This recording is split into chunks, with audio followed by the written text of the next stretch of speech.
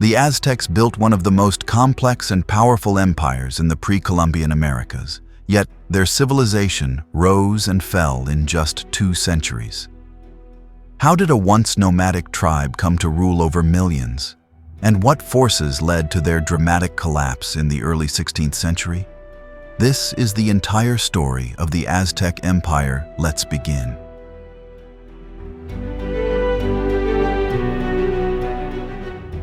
Long before the rise of the Aztec Empire, central Mexico was already home to a succession of thriving, complex civilizations. These earlier societies laid the cultural, religious, and technological groundwork that would one day shape the Aztec world. To understand the Aztecs, we must begin by exploring the people who came before them, those who built cities of stone, developed sacred calendars, and worshipped gods still remembered in Aztec temples centuries later. The earliest known civilization in Mesoamerica was the Olmec, emerging around 1200 BCE along the Gulf Coast. Often referred to as the mother culture of Mesoamerica, the Olmec influenced later societies through their monumental art, religious symbolism, and early writing and calendrical systems. They carved colossal heads from basalt, likely representing rulers, and developed a pantheon that included serpent and jaguar deities. While the Olmec did not control the Valley of Mexico, their influence extended into the region through trade and cultural diffusion. By the first few centuries BCE, new centers of civilization had taken shape deeper inland. Among them, the city of Teotihuacan would rise as one of the most powerful and mysterious urban centers in ancient Mesoamerica. Located in the northeast of the Valley of Mexico, Teotihuacan reached its peak between 200 and 600 CE, with an estimated population of over 100,000 people, possibly up to 200,000. At its height, it was one of the largest cities in the world. Teotihuacan was carefully planned, with wide avenues, multifamily apartment compounds, and immense ceremonial pyramids. The Pyramid of the Sun and the Pyramid of the Moon still dominate the landscape today. The city was also home to the Temple of the Feathered Serpent, a major religious structure adorned with stone carvings of the deity later known to the Aztecs as Quetzalcoatl. Despite its scale and influence, Teotihuacan remains enigmatic. The names of its rulers have not survived, and many aspects of its government are still unknown. However, it clearly exerted military and cultural influence far beyond the valley. Artifacts from Teotihuacan have been found as far south as Guatemala, and its architectural styles were imitated across Mesoamerica.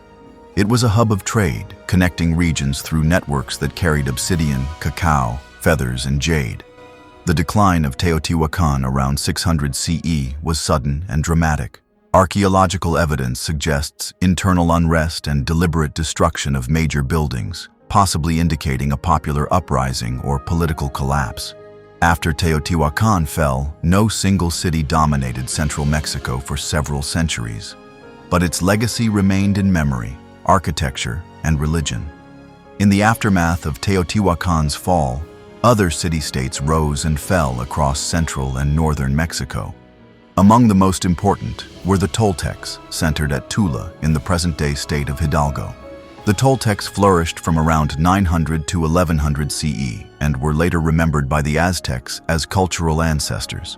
They were famed for their warriors, stone columns, and tales of Quetzalcoatl, the feathered serpent god who, according to later Aztec legend, had once ruled Tula in human form before being exiled to the east. Toltec society reflected many of the elements that the Aztecs would adopt: a militaristic elite, ritual sacrifice, temple pyramids, and a fusion of religious and political power. Although modern historians debate the extent to which the Toltecs were a cohesive empire versus a powerful city-state, their cultural influence on the Aztecs was undeniable. The Aztecs even claimed descent from the Toltecs to legitimize their own authority. Meanwhile, other ethnic groups continued to shape the region's cultural mosaic. The Valley of Mexico and surrounding areas were home to many Nahua-speaking peoples, those who spoke variants of the Nahuatl language the Aztecs would later use. Some settled in agricultural communities, others lived as semi-nomadic tribes, constantly moving in search of land, resources, or opportunity. These groups included the Tepanecs, the Acolhua, the Chalca, and eventually the Mexica, the people who would become the Aztecs. Religious ideas also moved across regions and centuries. The pantheon of gods that the Aztecs would later worship had their origins in earlier times. Tlaloc, the rain god, was revered at Teotihuacan. Tezcatlipoca, the smoky mirror god of fate and sorcery, had deep roots in Toltec mythology. Quetzalcoatl, the feathered serpent, likely began as a fertility or wind deity and gradually became linked to rulership, knowledge, and sacrifice. These divine figures were not static. They evolved with the societies that worshipped them, often taking on new meanings as they were adopted by different peoples. Calendar systems and writing also began to develop during this long pre-Aztec period. The Mesoamerican calendar, based on cycles of 260 and 365 days, was likely used in different forms by the Olmec, the Zapotec, and the Maya. The Aztecs would later integrate this calendar system into their religious and agricultural practices, using it to time rituals, predict omens, and organize state ceremonies. By the late 1st millennium CE, central Mexico was a region of scattered city-states, shifting alliances, and cultural borrowing. There was no single empire or dominant power, but the memory of past greatness lingered. Ruins of Teotihuacan still stood in the valley. Toltec legends passed from generation to generation. Religious symbols and sacred mountains defined the landscape. It was into this fragmented but deeply rooted world that the Mexica arrived around the early 12th century.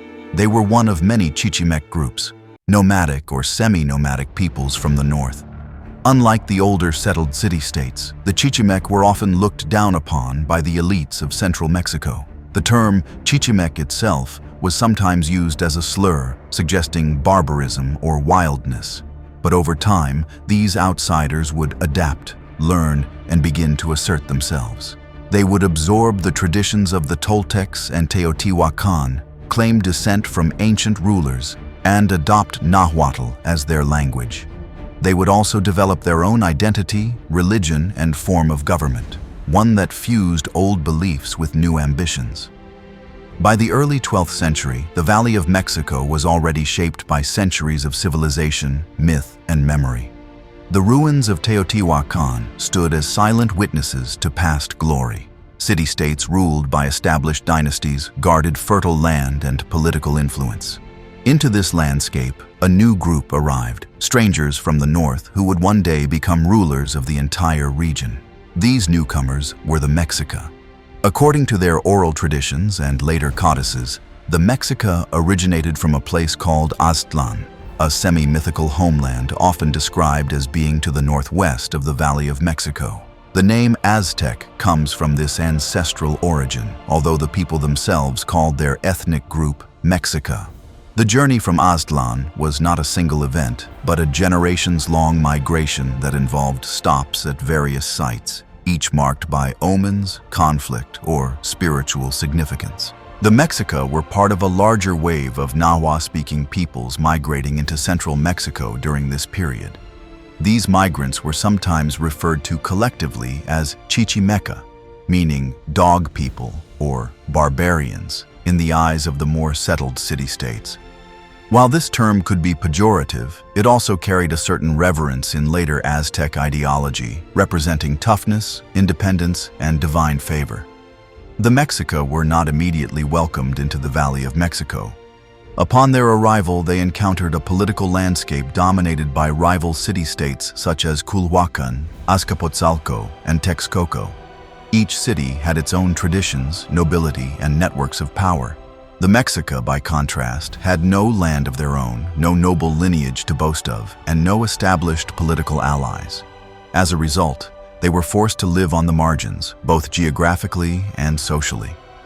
Early on, the Mexica settled at a place called Chapultepec, a wooded hill near the western edge of the valley. But this did not last. The rulers of neighboring cities, viewing the Mexica as unruly and threatening, expelled them from the area. They became wanderers again, settling temporarily in different locations, often working as mercenaries or laborers in exchange for food or protection. This period of wandering was foundational to Mexica identity. It was during these years that they developed a reputation as fierce warriors and deeply religious people. They carried with them their tribal god, Huitzilopochtli, whose voice, through priests and visions, guided their movements. Huitzilopochtli was a god of the sun and war, a force of cosmic energy who demanded loyalty, discipline, and sacrifice. The Mexica believed their destiny was tied to his will, and that one day they would find the promised land where they could settle and thrive. Eventually, around the early 13th century, the Mexica entered into service under the powerful city of Teotihuacan, located in the southern part of the valley.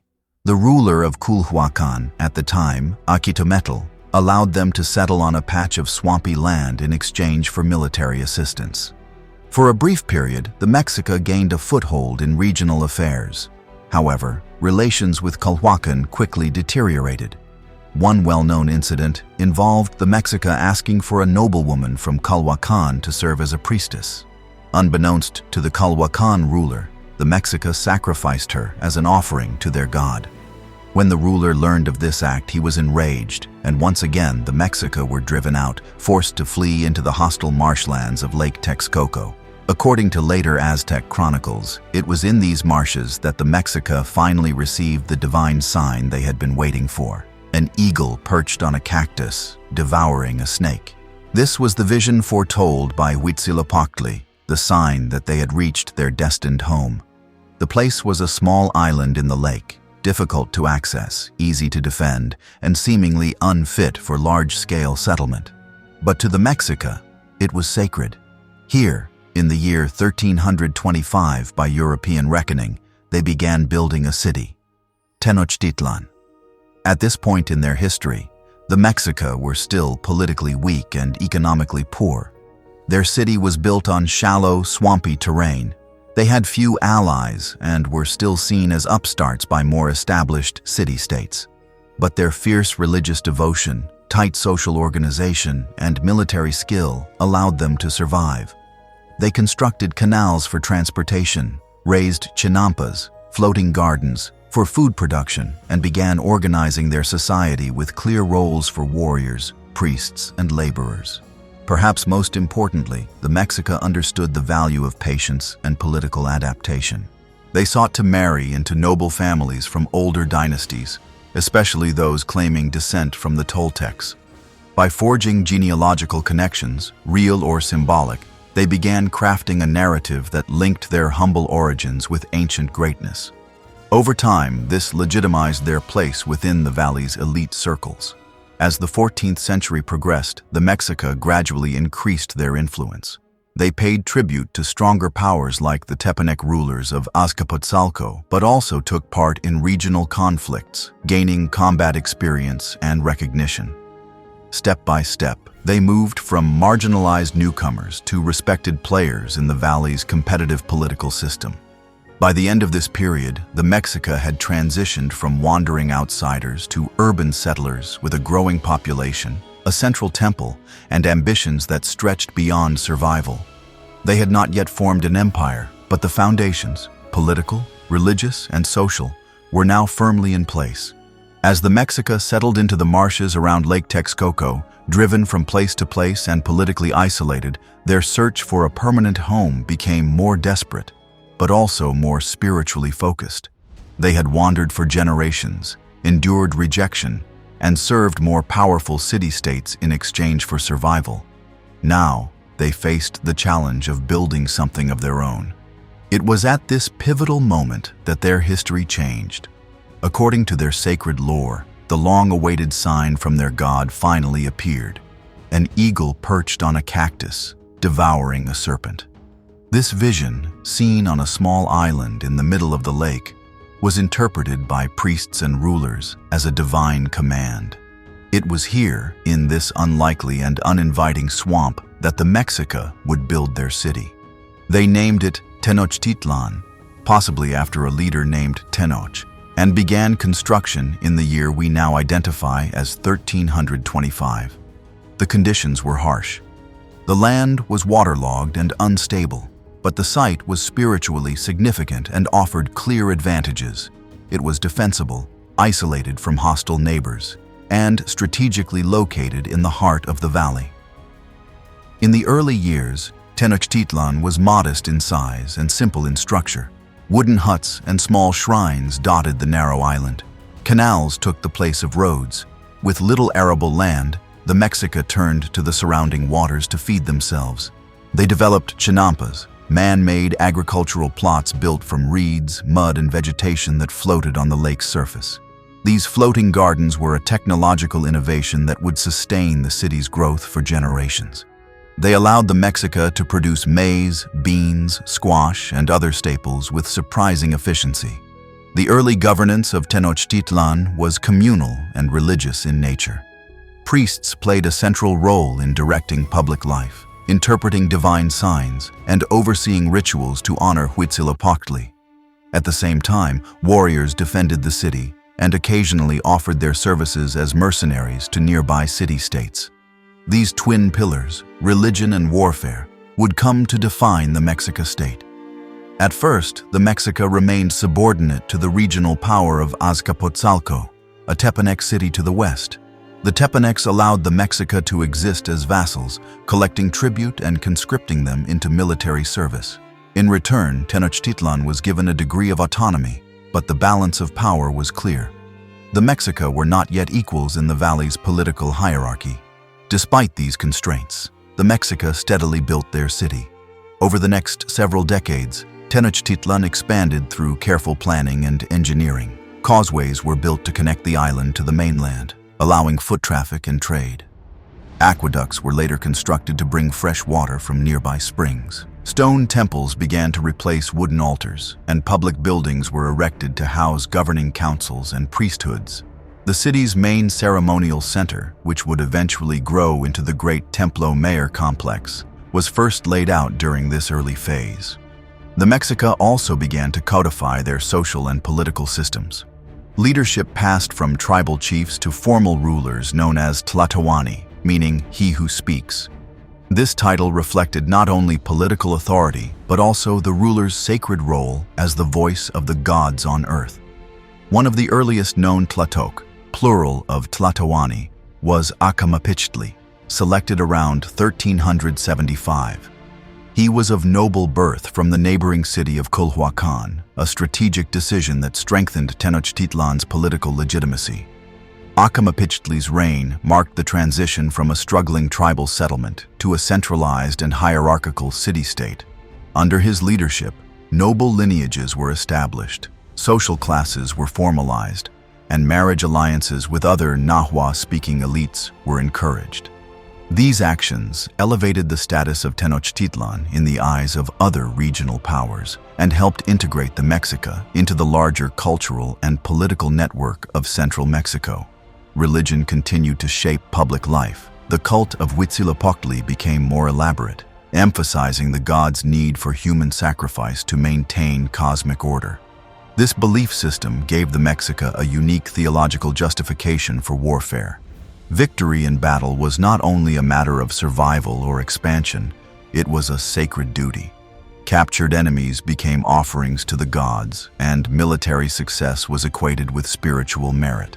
This worldview also informed the city's urban layout. The Templo Mayor was built as a double pyramid, with twin temples at the top, one dedicated to Huitzilopochtli, the other to Tlaloc, the rain god.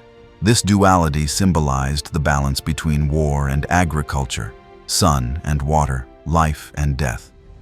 Surrounding the temple complex were palaces, market spaces, administrative buildings, and residential areas organized according to clan divisions known as Kalpali.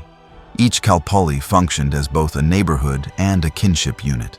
It held communal land, organized labor, trained young men for war, and maintained local temples.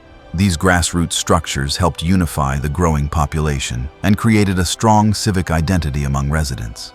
As Tenochtitlan's population increased, these social frameworks allowed the city to remain organized, productive, and stable. Economically, the city began to thrive through trade and tribute. Obsidian tools, woven textiles, fish, and agricultural goods were exchanged with nearby towns. A bustling market developed at Tlatelolco, a sister city founded just north of Tenochtitlan. This marketplace would later become one of the largest in the Americas, attracting merchants from across Mesoamerica. Though not yet an empire, Tenochtitlan was fast becoming a key node in the region's economic network. By the early 15th century, Tenochtitlan had grown from a marginal island settlement into a structured and ambitious city-state. Its temples reached toward the sky, its warriors gained renown, and its leaders plotted to expand their influence. Yet the Mexica remained politically subordinate to the Tepanec lords of Azcapotzalco. That dominance would soon be challenged, setting in motion a conflict that would transform the balance of power across central Mexico. With Tenochtitlan founded and a new ruler chosen, the Mexica began transforming their once humble island into a city of ambition. From this point forward, their efforts were not only about survival, but about laying the foundations for a powerful state. The marshy lakebed surrounding them was not a hindrance. It became the source of innovation, security, and prosperity. The years that followed the founding of Tenochtitlan would prove critical. This was when the Mexica began building the infrastructure, institutions, and identity that would one day support an empire. One of the most remarkable challenges the Mexica faced in these early decades was geography. Their island in Lake Texcoco was small, muddy, and surrounded by brackish water. Yet the Mexica adapted quickly. Drawing upon knowledge exchanged with neighboring peoples, they developed and refined a unique agricultural system known as chinampas. These were man-made, rectangular plots of fertile land created by piling mud and organic material onto woven reed bases anchored to the lakebed. Chinampas were highly productive. Their wet soil retained nutrients, and they could support multiple harvests each year. Over time, these floating gardens stretched outward from the island, creating a patchwork of agricultural plots connected by canals. The chinampas allowed the Mexica to feed their growing population while simultaneously reclaiming land from the lake. As Tenochtitlan expanded, the city would come to resemble a series of islands and waterways, crisscrossed by bridges and dotted with marketplaces and temples. But the Mexica did not simply work the land, they engineered it. They built causeways connecting the island to the mainland in three major directions: north toward Tepeyac, west toward Tlacopan, and south toward Iztapalapa. These raised roads allowed for pedestrian and canoe traffic, even during seasonal flooding. Wooden drawbridges could be lifted in times of danger, providing a defensive advantage that helped protect the city from invasion. Later, the construction of aqueducts, long channels that carried fresh water from nearby springs, further enhanced the city's habitability. These developments required organized labor and centralized planning. By this stage, the Mexica had evolved from a loosely structured society into one with clear administrative and social hierarchies. At the top stood the Tlatoani, a sacred and political leader chosen by a council of nobles. Below him were priests, military commanders, judges, and Calpulli leaders, heads of the neighborhood-based clans that formed the backbone of urban society. Each Calpulli was responsible for its own chinampas, temples, and schools. It collected taxes in the form of labor or goods and contributed to the construction of public works. Boys were trained in warfare or craft, and girls were raised to manage households, produce textiles, and perform religious duties. Education was widespread and mandatory, overseen by schools called Telpochcali for commoners and Calmecac for nobles and priests. As the city's physical structure grew more complex, so too did its religious life. The center of the city was reserved for ceremonial spaces. The earliest version of the Templo Mayor, what would become the Great Pyramid Temple of Tenochtitlan, was built during this period. It was a stepped structure dedicated to two of the most important deities, Huitzilopochtli, god of the sun and war, and Tlaloc, god of rain and fertility. The pyramid itself was a symbolic model of the universe, and rituals conducted there were meant to ensure the survival of both the city and the cosmos. Religious rituals often included offerings of food, flowers, incense, and human blood. While large-scale human sacrifices would become more frequent in later periods, the practice already existed in these early decades. Prisoners of war, slaves, and even volunteer victims were offered to the gods to nourish the sun, secure rain, and maintain cosmic balance. In the Mexica worldview, the gods had sacrificed themselves to create the world, and humans were morally bound to repay that divine debt through ritual offerings. The leadership of Acamapichtli, the city's first officially recognized Tlatoani, was crucial in stabilizing and legitimizing this growing society. Acamapichtli reigned from around 1375 until approximately 1395. He was selected not only for his administrative and military skill, but also for his bloodline. He was of noble descent from both the Mexica and the older Toltec-linked ruling families of Culhuacan. This ancestry helped elevate Tenochtitlan's status among neighboring city-states and allowed its leaders to participate in the region's elite political network. Under Acamapichtli, tribute collection became more formalized.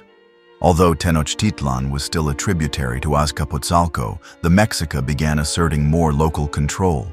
Tribute from nearby villages came in the form of food, cotton, feathers, obsidian, and labor. This allowed the city to accumulate resources, support artisans and warriors, and invest in temples and public buildings. The economy diversified as well. The Mexica developed a thriving market system, with Tlatelolco, Tenochtitlan's sister city, serving as a major commercial hub. There, thousands of merchants gathered daily to trade everything from cacao and pottery to jade, gold, and tropical birds. The Pochteca, a class of long-distance merchants, began to emerge as key economic actors. They traveled across Mesoamerica, not only exchanging goods, but also serving as spies and emissaries for the state. As the 14th century drew to a close, Tenochtitlan had grown into a dynamic city with a population of possibly 40,000 or more. It boasted advanced agriculture, clean water systems, structured governance, and religious institutions at its core. Yet the Mexica still lived under the shadow of more powerful neighbors, especially the Tepanec state of Azcapotzalco. Tribute payments, political subordination, and the need for strategic marriages kept Tenochtitlan in check. Still, beneath this dependency lay growing ambition. The Mexica had built a strong city in an unlikely place. They had transformed themselves from landless migrants into organizers of labor, builders of temples, and players in the regional economy. Their military forces had gained experience in service to other powers. Their religious ideology had given them a clear sense of purpose and identity. With the foundations of Tenochtitlan firmly laid and the city growing in wealth, influence, and population, the Mexica stood at a crossroads. Still politically subjugated by the Tepanec rulers of Azcapotzalco, they had built a city but not yet secured full independence or recognition as a dominant power. That turning point arrived with the rise of a determined ruler, Ahuitzotl, and the formation of a powerful military and political coalition that would change the balance of power in the Valley of Mexico. Ahuitzotl, meaning obsidian serpent, came to power in the year 1427 after a turbulent period marked by succession disputes and increasing tensions with the Tepanecs. He was the son of a previous Tlatoani, Acamapichtli, but born to a concubine of humble origin. Despite this, he rose through military ranks and became a respected commander. Upon the death of the previous ruler, Chimalpopoca, who may have died under suspicious circumstances during a Tepanec power struggle, Ahuitzotl was chosen by the ruling council to lead Tenochtitlan. At the time, Azcapotzalco was ruled by Moctezuma, a hostile and authoritarian leader who had inherited control from his father, Teotihuacan. Unlike Teotihuacan, who had maintained a delicate balance among the various city-states, Moctezuma ruled with an iron fist. He viewed Tenochtitlan's rising power with suspicion and sought to curb its influence by cutting tribute privileges and allegedly orchestrating the death of Chimalpopoca. Under Ahuitzotl, Tenochtitlan decided it would no longer submit. The city's leaders recognized that direct confrontation with the Tepanecs required allies. In a bold diplomatic move, the Mexica reached out to their traditional rivals, Texcoco, another major city on the eastern shore of Lake Texcoco. Texcoco had also suffered under Moctezum's rule, particularly after the assassination of its legitimate ruler, Ixtlilxochitl. The surviving heir, Nezahualcoyotl, had been living in exile, but returned to reclaim his city with the help of Tenochtitlan. Nezahualcoyotl was no ordinary ally. He was a philosopher king, a poet and architect of exceptional intellect and deeply respected by his people. The alliance between Tenochtitlan and Texcoco was both practical and symbolic, a meeting of military power and intellectual prestige. Soon after, the city-state of Tlacopan, a smaller but strategically located polity, joined the coalition. Together, these three cities formed what would become known as the Triple Alliance. The war against Azcapotzalco was swift and decisive. Coordinated attacks from the three allied cities, combined with internal dissent within the Tepanec ranks, led to the fall of Azcapotzalco around the year 1428. Moctezuma was captured and executed, and the once dominant power of the Tepanecs was dismantled. With the removal of their overlord, the Mexica were now free from tribute obligations and political subordination. The victory did not only mark the end of Tepanec dominance, it marked the beginning of a new imperial order. The Triple Alliance formalized its structure, dividing tribute from conquered regions into shares. Tenochtitlan received the largest portion, followed by Texcoco and Tlacopan. Each city maintained its own ruler and internal governance, but coordinated military campaigns and shared spoils from expansion. With independence secured, Ahuitzotl and his advisors turned to state building. One of the most important figures during this time was Tlacaelel, the half-brother of Ahuitzotl and his principal counselor.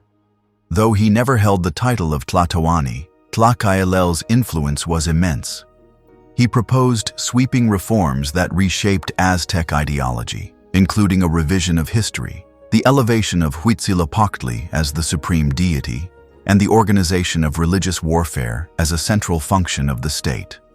These ideological changes would unfold in the following years, but were rooted in the consolidation of power under Ahuitzcoatl's rule. On the battlefield, the Mexica and their allies began a new phase of territorial expansion. They targeted nearby city-states that had remained loyal to the Tepanecs or refused to recognize the new alliance.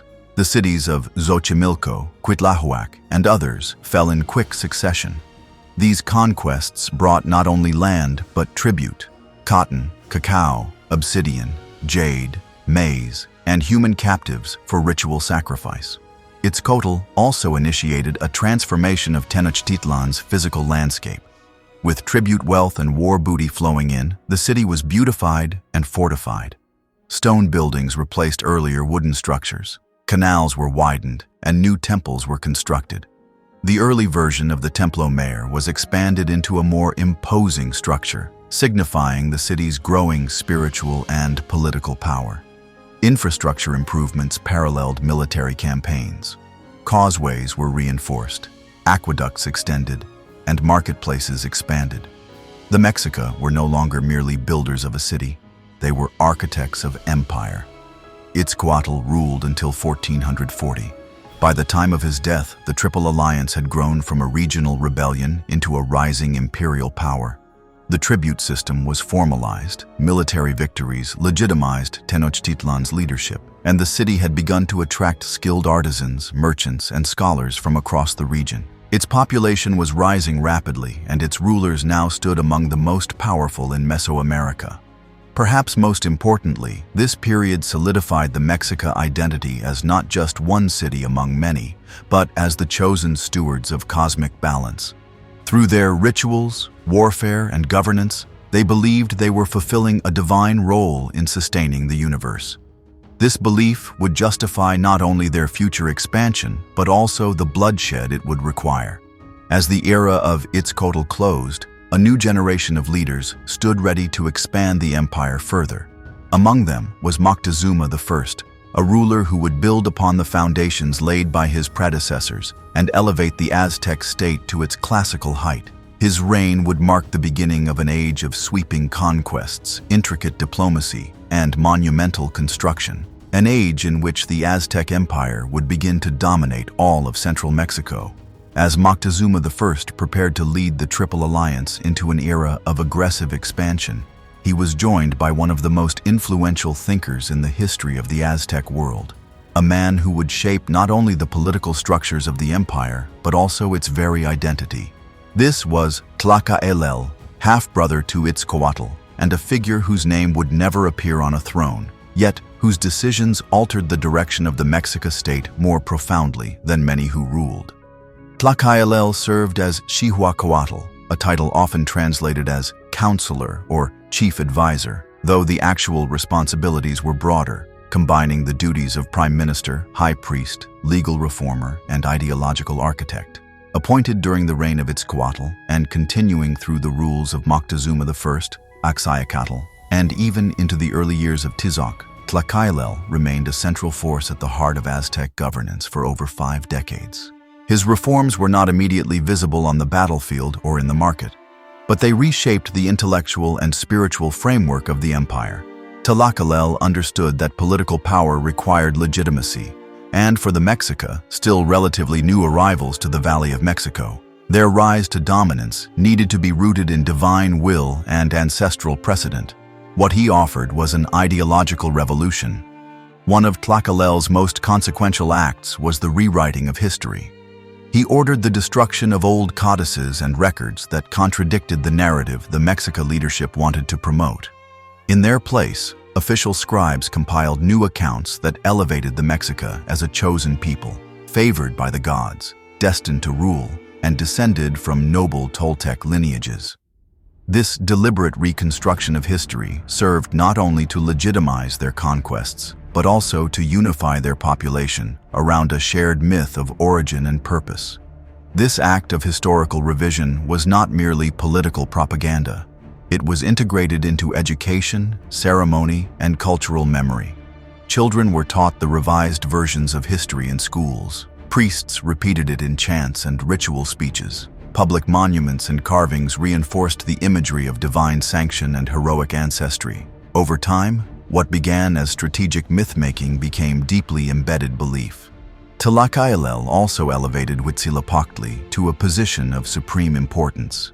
Previously one among several significant deities in the Mexica pantheon, Huitzilopochtli now stood as the central god, the solar warrior who required nourishment in the form of blood to sustain the universe. Tlacaelel argued that the sun's journey across the sky was a daily battle, and that human hearts and blood were the fuel it needed to succeed. Without sacrifice, the sun would fail, and darkness would consume the world. This belief system had practical consequences. It gave a cosmic justification to warfare, which was redefined as a sacred duty rather than merely a political or territorial affair. War was not only about defending or expanding the state, it was a means of maintaining universal balance. Victories brought captives, and captives fed the gods. The Ahuitzotl, or flower wars, soon emerged. Ritualized conflicts often fought not for land, but for prisoners to be used in sacrificial ceremonies. The ideology of sacred warfare transformed Mexican military practice and diplomacy. Campaigns were framed as religious obligations, and soldiers became spiritual warriors whose deeds held cosmic significance. Defeat was more than a political loss. It was a rupture in the divine order. Likewise, success was celebrated not just with feasting or treasure, but with public sacrifices that reaffirmed the city's bond with its gods. Tlacaelel's vision extended into law and society. He helped formalize the Calpulli system as a basis for local governance, ensuring that neighborhoods remained responsible for tax collection, education, and conscription. He emphasized rigid social hierarchy, codifying noble and commoner distinctions and ensuring that political offices remained in the hands of elites. At the same time, he promoted merit-based military advancement. Those who captured multiple prisoners in battle could rise in status regardless of their birth. This balance of noble control and martial opportunity helped maintain internal cohesion. Importantly, Tlacaelel also restructured the empire's political relationships. The Triple Alliance remained intact in name, but Tenochtitlan's influence grew steadily at the expense of Texcoco and Tlacopan. Tribute lists were revised to favor Tenochtitlan with the largest share. Ritual calendars centered on Tenochtitlan's temple festivals became dominant throughout the alliance's territories. Over time, What had started as a three-city partnership evolved into an empire increasingly identified with the Mexica capital. One of the enduring symbols of Tlacopan's reforms was the expansion of the Templo Mayor. The double pyramid, dedicated jointly to Ahuitzotl and Tlaloc, was rebuilt multiple times during the empire's growth. Each expansion marked a new phase of power and was accompanied by grand ceremonies and offerings. The temple was more than a religious center. It was a visible declaration of imperial authority, ideology, and cosmology. Tlacopan's influence also extended to the arts and literature. He patronized poets, sculptors, and scribes who celebrated Mexica triumphs and reinforced the state's central myths. Court poets composed verses that blended martial glory with metaphysical depth, contemplating life, death, and destiny. One such poet was Nezahualcóyotl, the Texcocan ally and philosopher king, whose friendship with the Mexica elite helped promote a rich cultural environment. Yet Tlacopan was not without critics, even within the empire. Some nobles questioned the growing reliance on sacrifice and the religious justification of near-constant warfare. Others worried that fabricated history might one day undermine truth and cohesion. But under Tlacopan's guidance, dissent was managed, and the state's ideological machinery proved resilient. By the time of his death, likely in the late 15th century, Tlacopan had redefined what it meant to be Mexica. He had turned a city into a capital, a warrior society into a sacred order, and a regional alliance into an empire grounded in divine purpose. His reforms laid the ideological foundation for the Aztec state at its zenith. His legacy would be tested, however, as the next generation of rulers confronted not only the opportunities of expansion, but also the challenges of maintaining control over a growing and diverse empire. With Tlacopan's ideological reforms taking root and the foundations of the empire firmly in place, the next phase of Aztec history unfolded under the strong and steady leadership of Moctezuma I. A ruler of both political skill and spiritual commitment, Moctezuma I presided over a transformative period in which Tenochtitlan advanced from a powerful city-state within the Triple Alliance into the dominant imperial force across much of central Mesoamerica. Moctezuma I was elected to the position of Tlatoani in the year 1440. He was the nephew of Itzcoatl and the son of Huitzilopochtli, an earlier Mexica ruler. Unlike his predecessors, Moctezuma inherited not only a strong city, but an expanding empire and a powerful ideological machine. He also benefited from a deeply loyal and capable advisor in Tlacopan, whose influence continued to shape religious, military, and political policy during Moctezuma's reign. From the beginning of his rule, Moctezuma I focused on expansion through calculated warfare, tribute consolidation, and regional diplomacy. One of his first major campaigns was against the Huastec peoples on the Gulf Coast. These campaigns brought new resources into the empire, particularly cotton, cacao, tropical feathers, and skilled artisans. Tribute from these regions helped supply the growing population of Tenochtitlan and fund the increasingly elaborate religious ceremonies that defined Aztec public life. Yet conquest under Moctezuma was not only about expansion for its own sake. It was part of a carefully constructed system designed to maintain imperial power. Conquered territories were often left under local rule, provided they pledged loyalty to the Mexica and delivered regular tribute. In return, they received protection, access to regional trade, and in some cases, prestige from association with the powerful Mexica capital. When resistance arose, as it occasionally did, punitive expeditions were launched to crush rebellion and reassert control. To manage this expanding system, Moctezuma oversaw a growing imperial bureaucracy. Tribute lists were formalized and written into codices. Inspectors and tax collectors were sent into provinces to ensure compliance. Tribute often included not just goods, such as maize, cotton, gold, or obsidian, but also human captives for sacrifice. The empire's reliance on religious warfare and public offerings made this demand constant and unrelenting. One of the most significant events during Moctezuma's rule was the Great Famine that struck the Valley of Mexico in the mid-15th century, between approximately 1446 and 1448. The famine was caused by a series of failed harvests and widespread drought, placing immense pressure on the population. Moctezuma responded by organizing food relief, opening the city's stores of maize and distributing grain to the needy. At the same time, he increased military campaigns to secure tribute from surrounding regions less affected by drought. This crisis revealed both the strengths and limits of the Aztec tribute system. While it allowed Tenochtitlan to access emergency resources, it also created hardship in the outer provinces where tribute obligations remained despite local suffering.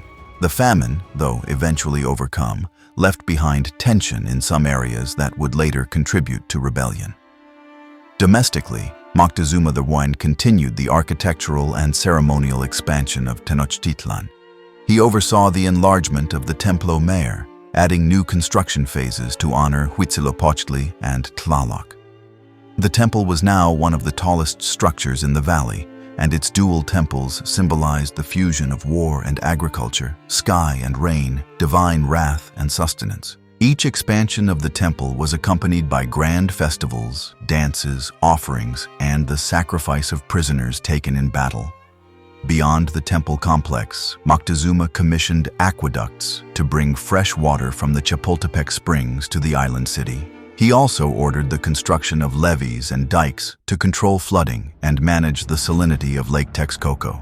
These public works transformed Tenochtitlan into a highly engineered urban center with impressive infrastructure that rivaled that of contemporary cities elsewhere in the world. Moctezuma's reign also saw the further strengthening of social order through legal and educational reforms. Laws were codified to enforce strict behavior among nobles and commoners alike. Punishments for theft, adultery, or drunkenness were severe, particularly for members of the elite who were expected to set a moral example. These laws were not only punitive, but also symbolic. They reinforced the idea of a divinely sanctioned social hierarchy where order mirrored cosmic structure. Education was institutionalized and expanded.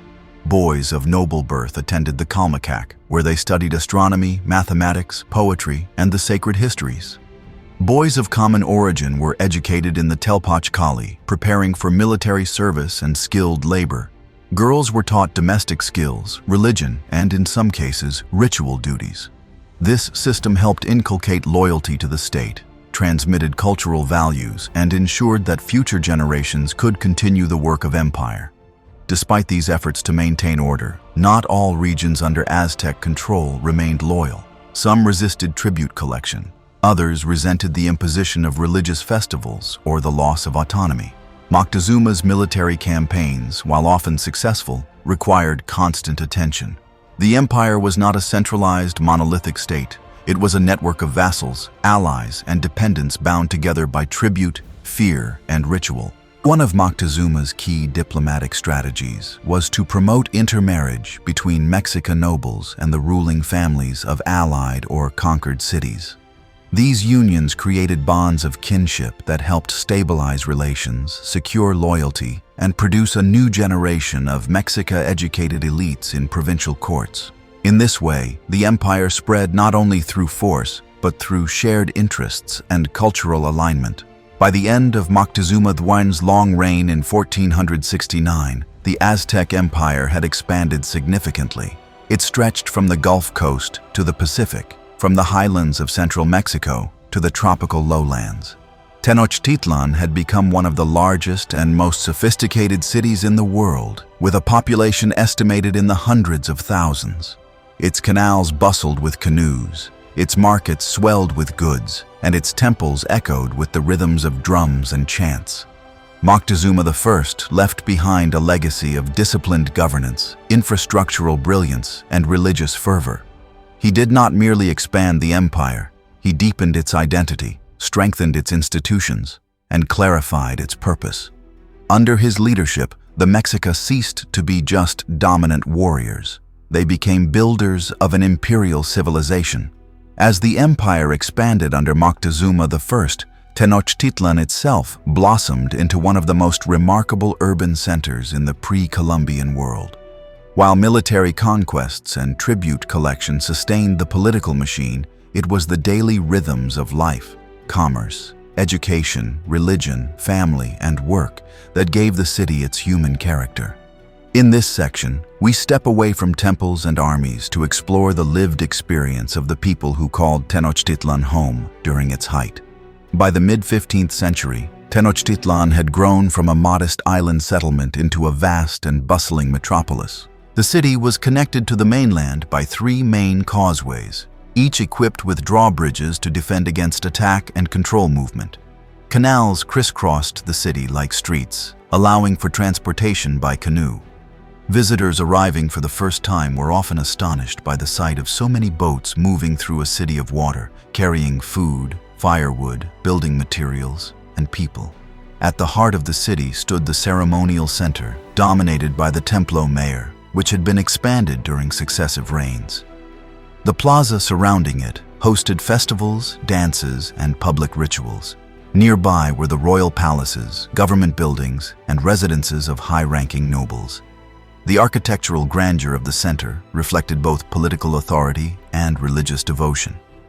But beyond the central precinct, Tenochtitlan was organized into kalpuli, neighborhood units that combined extended families, shared land, and local temples.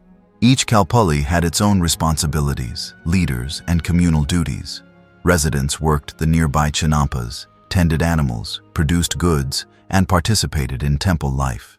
These neighborhoods were the basic units of Aztec society, anchoring social identity and economic productivity. Daily life in Tenochtitlan varied depending on social class, gender, and occupation. The majority of people were Ahuitzotl, or commoners, who worked as farmers, artisans, builders, or porters. They lived in simple one-room houses made of adobe with thatched or tiled roofs. Their diet consisted mainly of maize, beans, squash, and chili peppers, supplemented by fish, insects, and small animals. Women ground maize daily to make tortillas and tamales, while men worked the fields or engaged in construction and trade. Artisans formed a respected class within society. Potters, weavers, feather workers, metal workers, and stone carvers produced both everyday goods and luxury items for the nobility and the temples. Among the most admired were the amanteca, or feather artisans, who used bird feathers to create intricate headdresses, cloaks, and ceremonial shields. Their work was both artistically refined and spiritually symbolic. Merchants, known as Pochteca, held a special place in Aztec society. They organized long-distance trade expeditions across Mesoamerica, exchanging goods such as cacao, obsidian, cotton, jade, and tropical feathers. Though technically commoners, successful Pochteca could amass considerable wealth and even serve as informants or diplomats for the state. They lived in designated neighborhoods and operated within guild-like associations that regulated prices, quality, and political loyalty. Education was taken seriously across social classes. All children, regardless of gender or status, were expected to receive basic education at home or in community schools. Boys from commoner families attended the Tlacopan, where they were trained in military discipline, basic literacy, moral behavior, and physical endurance. Those from noble families attended the Calmacac, where instruction included history, astronomy, theology, leadership, and ritual performance. Girls were educated at home, often by mothers or elder women, and learned weaving, cooking, childcare, and religious observance. Some girls entered the Cuicacali, or House of Song, where they studied music, poetry, and dance to participate in ceremonial life. A few became priestesses, midwives, or healers, holding respected positions within their communities. Religion permeated every aspect of life. Each kalpuli maintained a local temple where offerings and ceremonies were conducted. People participated in household rituals, seasonal festivals, and state-sponsored religious events. The Aztec calendar, which combined a 260-day ritual cycle with a 365-day solar cycle, governed agricultural activities, celebrations, and omens. Priests played a central role in interpreting the calendar, performing sacrifices, and maintaining the city's spiritual balance. The spiritual worldview of the Aztecs emphasized duality, balance, and the need for human participation in the cosmic order. Life and death were seen as interconnected rather than opposed. Birth was a sacred transition, and death, whether in childbirth, war, or sacrifice, could lead to honor in the afterlife. Warriors who died in battle or captives sacrificed in ritual were believed to accompany the sun in its daily journey. Gender roles in Aztec society were complementary, not strictly hierarchical. Men dominated public affairs, warfare, and high office, but women had defined and respected roles in religion, economy, and family life. Mothers held authority within households. Midwives played crucial spiritual and medical roles, and female deities were venerated in temples. One such deity was Teotihuacan, goddess of purification, childbirth, and forgiveness, who was invoked by women throughout their lives. Marriage was an important institution and typically arranged by families, often with the help of matchmakers. Ceremonies involved ritual bathing, feasting, and the symbolic tying of garments. Polygamy was permitted among the elite, but uncommon among commoners. Marriage alliances among nobles served not only family interests, but also political strategies that helped unify the empire. Social mobility, while limited, was not impossible. A commoner who achieved distinction in battle, typically by capturing several enemy warriors, could rise in rank, gain special clothing and privileges, and even marry into the lower ranks of nobility. Similarly, artisans and merchants who served the state with distinction could gain political influence. Crime and justice were governed by a codified legal system. Judges operated at local and regional levels, with some courts hearing appeals in the capital. Penalties for crimes were often severe, especially for theft, adultery, or treason, but they reflected a concern for social stability and moral order. Nobles were held to even stricter standards, and corruption among officials was punishable by death. Public life in Tenochtitlan revolved around the tianguis, or open-air markets, the most famous of which was at Tlatelolco, just north of the main island. This vast market hosted thousands of traders and buyers daily. Goods were arranged in rows by category: food, textiles, tools, luxury items, animals, and more. Currency took the form of cacao beans, cotton cloth, and standardized copper axes. Market inspectors ensured fair trade and punished dishonesty. Entertainment and cultural expression were vibrant in the capital. Music and dance accompanied religious festivals and household celebrations. Public poetry and storytelling kept oral traditions alive. Games such as Patoli, a dice-based board game, and Tlachtli, a ritual ball game, were popular across all classes. These games often had symbolic meanings, reflecting themes of fate, duality, and divine conflict. Perhaps one of the most notable aspects of Tenochtitlan was its cleanliness and order. Visitors from other regions often remarked on the city's well-maintained streets, organized waste disposal, and the presence of public bathhouses. Cleanliness was both practical and spiritual. It was seen as a form of respect to the gods and one's community. At its peak, Tenochtitlan was more than a capital. It was the beating heart of an empire, a center of religion and commerce, a stage for spectacle and sacrifice. Its people lived with a deep sense of connection to their gods, their land, their neighbors, and their past. Every structure, ritual, and law served to reinforce a vision of balance and duty. But this remarkable city was also dependent on the constant flow of tribute, the labor of the provinces, and the conquests of its warriors. Beneath the surface of vibrant civic life were the pressures of empire, pressures that would grow as Tenochtitlan's reach extended farther. While Tenochtitlan's markets thrived and its temples towered over the lake, the engine driving much of the Aztec world remained conflict. Conflict not always for territory, but for captives. As the empire grew and ritual life deepened, the need for human sacrifice increased dramatically. To meet this demand, a unique institution emerged in central Mexico: the Flower Wars. These wars, known in Nahuatl as Xochiaoyotl, were unlike typical conquests. They were not fought to seize land, nor did they end in annexation or tribute demands. Instead, they were highly ritualized battles between rival city-states, primarily the Mexica and their frequent adversaries in Tlaxcala and Ahuitzotl. The purpose of these conflicts was to capture warriors alive for ceremonial sacrifice. In this way, warfare became a religious function, integrated into the spiritual needs of the empire. The origin of the Flower Wars can be traced to the ideological reforms initiated under Tlacopan and intensified during the reigns of Moctezuma I and his successors. As Ahuitzotl, the god of war and sun, rose to primacy in the state religion, his insatiable hunger for human hearts and blood became a central justification for military action. The gods, according to priestly doctrine, had once sacrificed themselves to create the world, and it was now humanity's responsibility, especially that of the Mexica, to repay this cosmic debt.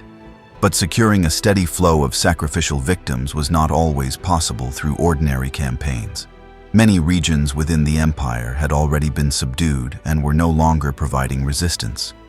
Captives were most readily taken during active combat, not from peaceful subjects. Thus, the Flower Wars became a solution, a way to maintain the rituals of sacrifice without destabilizing imperial administration. The first recorded Flower Wars occurred during the mid-15th century and became institutionalized over time. The most frequent and symbolically significant of these were fought between the Mexica-led Triple Alliance and the Tlaxcalans, who remained defiantly independent. Situated to the east of the Valley of Mexico, Tlaxcala was a militarized republic governed by a council of nobles and warrior leaders. Unlike many other city-states, it had refused to join the empire, and it became both a political enemy and a ritual partner. These wars were often prearranged. Leaders from both sides would agree on a time and place, and combatants would prepare in ceremonial fashion. Warriors wore bright uniforms, painted their faces, and carried obsidian-bladed clubs, darts, and shields emblazoned with religious symbols. The atmosphere resembled a sacred festival more than a traditional campaign, though the violence was very real. Participants in the Flower Wars were typically elite warriors or young recruits seeking to earn prestige. Capturing an enemy alive was considered the highest form of valor, and success in this context brought social advancement, military rank, and sometimes marriage into noble families. A warrior who captured 4 prisoners in 4 separate campaigns could ascend to the rank of Teotihuacan, a prestigious title granting access to elite privileges. Captured warriors were brought back to Tenochtitlan and paraded through the streets before being sacrificed at major temples. These rituals were often public events attended by thousands, including the emperor and high priests. The victims were dressed as gods, fed ceremonial meals, and then led up the steps of the Templo Mayor, where their hearts were cut out on stone altars. Blood was seen as divine sustenance, an offering to ensure rain, fertility, and the rising of the sun. The Flower Wars served multiple functions beyond the strictly religious. Politically, they allowed the Mexica to maintain a permanent state of military readiness. They provided training for young soldiers and tested commanders. They also offered a means of managing relations with enemies like Tlaxcala, maintaining hostility without risking full-scale invasion that might trigger broader instability. At the same time, these wars reinforced the ideological narrative that the Mexica were chosen by the gods to sustain the universe through sacrifice. This belief justified the empire's actions and cemented loyalty among its citizens. The pain and bloodshed of war were not meaningless, they were sacred. Not all within the empire, however, embraced this doctrine without question. Some vassal states resented the relentless demand for captives, fearing that their own youth could be conscripted and sacrificed. Others, such as Texcoco, while part of the Triple Alliance, held more tempered views of sacrifice and emphasized poetry, law, and culture alongside martial values. Within the capital, too, voices of dissent occasionally emerged, often from among philosophers, healers, or women concerned about the scale of ritual killing. Yet the state remained committed to the logic of sacrifice. The calendar itself reinforced this commitment. Certain days were marked for warfare, others for offerings. Major festivals, such as Teotihuacan, dedicated to the god Xipe Toltec, involved mock battles and public executions of prisoners. These events were not only acts of worship, they were performances of power, designed to awe subjects and intimidate rivals. The Flower Wars, for all their spectacle and symbolism, also reflected the structural contradictions of the Aztec Empire. The very success of the imperial system, its ability to dominate large regions and suppress resistance, created a shortage of enemies, and thus a shortage of captives. In this sense, the empire required perpetual warfare, not for expansion, but for continuity. It became locked in a cycle where religious necessity demanded military action, and military culture fed back into religious belief. This cycle shaped foreign policy as well. The Mexica often allowed pockets of resistance, like Tlaxcala and Ahuitzotl, to persist rather than crush them entirely. These unconquered territories served as reservoirs of captives and as foils for the imperial narrative. Their defiance gave the empire a reason to continue fighting, and their warriors gave the priests someone to sacrifice. From a modern perspective, the Flower Wars can seem paradoxical. War without conquest, combat arranged in advance, prisoners honored and then slain. But in the context of Mexica cosmology, these conflicts were profoundly logical. They maintained social order, expressed divine will, and offered paths to glory. By the late 15th century, the Flower Wars had become an institution embedded in the empire's identity. They were taught in schools, celebrated in song, depicted in codices, and remembered in the lives of warriors and priests alike. Yet this reliance on constant ritual conflict also exposed a vulnerability. Should the flow of captives stop or the ideological system be disrupted, the entire structure might begin to unravel. While the Flower Wars intensified the empire's ritual and military momentum, the ascension of Emperor Ahuitzotl marked a new phase, one of aggressive territorial expansion, monumental architecture, and increasingly centralized authority. Under his leadership, the Aztec Empire would reach its greatest physical extent, stretching farther than it ever had before. But this period of rapid growth came with its own challenges. As new lands were absorbed and local resistance grew, the system that had once seemed so efficient began to show signs of strain. Ahuitzotl, the younger brother of the previous rulers, Tizoc and Axayacatl, became Tlatoani in the year 1486. His reign began under a cloud of uncertainty. Tizoc's rule had been marked by military setbacks, and the empire's reputation had suffered. Ahuitzotl, however, quickly proved to be a dynamic and forceful leader, eager to restore and exceed the empire's earlier glory. One of his first major acts was the expansion of the Templo Mayor. The temple had already undergone several construction phases, but Ahuitzotl ordered a dramatic enlargement. The new version of the temple towered above the city, with sweeping staircases and twin sanctuaries dedicated to Huitzilopochtli and Tlaloc. The temple's inauguration was marked by one of the most massive sacrifices in Aztec history. Chroniclers, both indigenous and Spanish, recorded that thousands of prisoners were offered to the gods over several days. While estimates vary, the symbolic message was clear. The gods were to be honored, and the empire had the power to deliver. Ahuitzotl's ambitions, however, extended far beyond ceremony. He launched a series of military campaigns that pushed the empire's boundaries into new and often hostile territory. To the south, he led expeditions deep into the Mixtec and Zapotec regions of Oaxaca. To the east, he reached into the humid lowlands of the Gulf Coast, incorporating coastal towns rich in cacao, cotton, and exotic feathers. To the west, he moved toward the Tarascan frontier, although these efforts met with limited success. These conquests brought wealth and resources, but also new complications. Many of the regions subdued under Ahuitzotl were culturally distinct, linguistically diverse, and geographically challenging. Unlike the Central Highlands, where Nahuatl-speaking city-states shared religious and social structures with the Mexica, these outlying territories had their own traditions. Imposing imperial rule required more than military victory. It demanded careful negotiation, tribute recalibration, and often harsh suppression of dissent.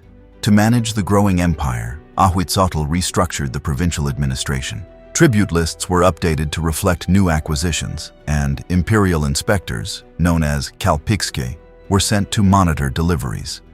Roads and causeways were improved to facilitate the movement of goods and troops. In some regions, local leaders were allowed to remain in power as long as they remained loyal and delivered tribute. In others, Mexica governors were installed directly. The burden of tribute grew heavier with each campaign. Provinces were expected to send food, textiles, obsidian, feathers, precious stones, and captives. The capital depended on this constant flow to sustain its population, support its rituals, and maintain its infrastructure. Yet the system was delicate. Any interruption, due to crop failure, political unrest, or local rebellion, could threaten the stability of the entire structure. Ahuitzotl also faced environmental challenges during his reign. One of the most serious was a devastating flood that struck Tenochtitlan in the early years of his rule. Heavy rains and rising lake levels overwhelmed the city's canals and causeways, causing significant damage. In response, Ahuitzotl initiated large-scale hydraulic projects, including the expansion of dikes and the clearing of aqueduct systems. These efforts reflected the ruler's ability to mobilize labor and respond to crisis, but they also revealed the city's vulnerability. Despite these setbacks, Ahuitzotl remained a popular and feared ruler. He promoted military valor, rewarded successful generals, and upheld the warrior ethos that defined elite identity. Under his rule, the eagle and jaguar warrior orders flourished, and the visual culture of empire, stone carvings, murals, and featherwork, reflected the growing reach of Mexica influence. Foreign relations under Ahuitzotl became more complex. While many regions were forced into submission, others, particularly Tlaxcala and the Tarascan state to the west, remained outside the empire. Tlaxcala, in particular, continued to resist incorporation and engaged in frequent ritual and real warfare with the Mexica. These persistent enemies served both as military threats and ideological foils, reinforcing the empire's narrative of divine destiny and cosmic struggle. One notable campaign in Ahuitzotl's reign was against the rebellious city of Otumba. The city, located northeast of Tenochtitlan, had refused to deliver tribute. Ahuitzotl responded with overwhelming force, razing the city and enslaving many of its inhabitants. The destruction of Otumba sent a clear message: resistance would not be tolerated. At the same time, such brutality raised questions about sustainability. Could an empire held together by fear endure in the long term? Another consequence of constant warfare was the growing strain on manpower. Maintaining large armies, conducting regular campaigns, and ensuring a steady flow of captives required increasing investment. Young men were drawn into service, while communities bore the burden of supporting the imperial machine. Although victories continued, the system was beginning to show signs of overreach. Ahuitzotl's reign came to an end in the year 1502, reportedly due to illness or injury sustained during a campaign. He was buried with great ceremony, and his legacy was honored by the nobility. He was remembered not only as a conqueror, but as a builder, a ruler who had elevated the city's power, expanded its reach, and reshaped its physical and ideological landscape. Yet he also left behind an empire stretched thin. His successor, Moctezuma II, would inherit a state that was vast, wealthy, and feared, but also tense, overextended, and ideologically rigid. As demands on provinces increased and internal contradictions deepened, the next ruler would face not only the traditional challenges of governance, but also the unfamiliar signs of impending change. When Ahuitzotl's reign came to an end, the throne of Tenochtitlan passed to his nephew, Moctezuma II. His rise to power marked the beginning of the most complex and ultimately tragic chapter in Aztec history. Moctezuma inherited an empire at the height of its territorial reach, yet already facing pressures that could no longer be ignored. His rule would be defined by centralization, spiritual intensity, and increasing signs of unease within the imperial order. What began as a continuation of imperial strength would slowly shift toward hesitation, isolation, and eventual collapse. Moctezuma II, also known as Moctezuma II, was elected by the ruling council in the year 1502. Unlike his warrior predecessors, Moctezuma was a deeply introspective man. He had served as high priest before becoming emperor, and was known for his strict adherence to religious rituals and omens. He was intelligent, well-educated, and devout, but his reign would be shaped as much by belief as by politics. From the outset, Moctezuma II took steps to consolidate power more tightly under the central authority of Tenochtitlan. He expanded the privileges of the nobility, limited the influence of provincial leaders, and surrounded himself with a more rigid court structure. Access to the emperor became restricted, with messengers and intermediaries relaying information rather than direct encounters. Moctezuma cultivated an aura of divine distance, reflecting the belief that the ruler was not merely a man, but a sacred vessel chosen by the gods. This approach was rooted in traditional beliefs but also served a political purpose: to reinforce the legitimacy of the ruler at a time when the empire was stretched thin and increasingly dependent on performance and image. Moctezuma II's court became more ceremonial, filled with complex etiquette and rituals of deference. Nobles were expected to lower their gaze, walk barefoot in his presence, and speak only through intermediaries unless summoned. Militarily, the empire continued to operate with strength during the early years of Moctezuma's rule. He launched successful campaigns in the Huastec and Mixtec regions, reinforced tribute systems, and maintained the political hierarchy that kept Tenochtitlan at the center of the Mesoamerican world. But beneath the surface, new problems were emerging. Economic burdens on subject cities were intensifying, and internal dissent, while not open rebellion, began to simmer in parts of the empire. Religious life under Moctezuma grew even more central to imperial identity. Festivals, sacrifices, and cosmic rituals continued, with the emperor himself often leading or overseeing major ceremonies. Moctezuma took his role as intermediary between the divine and the earthly very seriously. He consulted soothsayers and diviners frequently and paid close attention to omens and signs. It was in this spiritual atmosphere that a series of unsettling events began to unfold. Years before the arrival of the Spanish, reports circulated of strange and inexplicable occurrences: the appearance of a burning comet in the night sky, the sudden boiling of a lake without wind, voices heard on the wind warning of catastrophe, and temples struck by mysterious fire. These were not seen as random events. In the worldview of the Mexica, such signs indicated imbalance, divine displeasure, or dramatic change on the horizon. Moctezuma interpreted many of these signs as portents. He became increasingly preoccupied with the idea that something beyond the normal order of things was approaching. Among the most disturbing possibilities was the return of the god Quetzalcoatl, the feathered serpent deity associated with creation, wisdom, and wind. According to some versions of the legend, Quetzalcoatl had once ruled as a benevolent priest-king before being exiled across the Eastern Sea, vowing to return one day. This prophecy, vague and varied in its versions, haunted Moctezuma's court. The direction of the Eastern Sea, where the sun rose, was associated with rebirth and return. It was from this direction that disturbing news would soon arrive. In the year 1519, messengers came to Tenochtitlan, bearing strange accounts from the eastern coast. Foreign men with pale skin and metal clothing had landed near the Gulf of Mexico. They rode animals the locals had never seen before, wielded weapons that spit fire, and brought animals that barked like thunder. Moctezuma's reaction was one of cautious confusion. Unsure whether these foreigners were gods, men, or something in between, he ordered them to be observed and gifted rather than immediately attacked. Envoys brought them gold, food, and garments, perhaps as offerings, perhaps to encourage them to leave, or perhaps as part of a diplomatic overture. Whatever his intent, Moctezuma's decision reflected a deeper uncertainty about the nature of the encounter. He also intensified his consultations with priests and diviners. The omens continued. A lightning strike destroyed part of the Templo Mayor without any accompanying rain.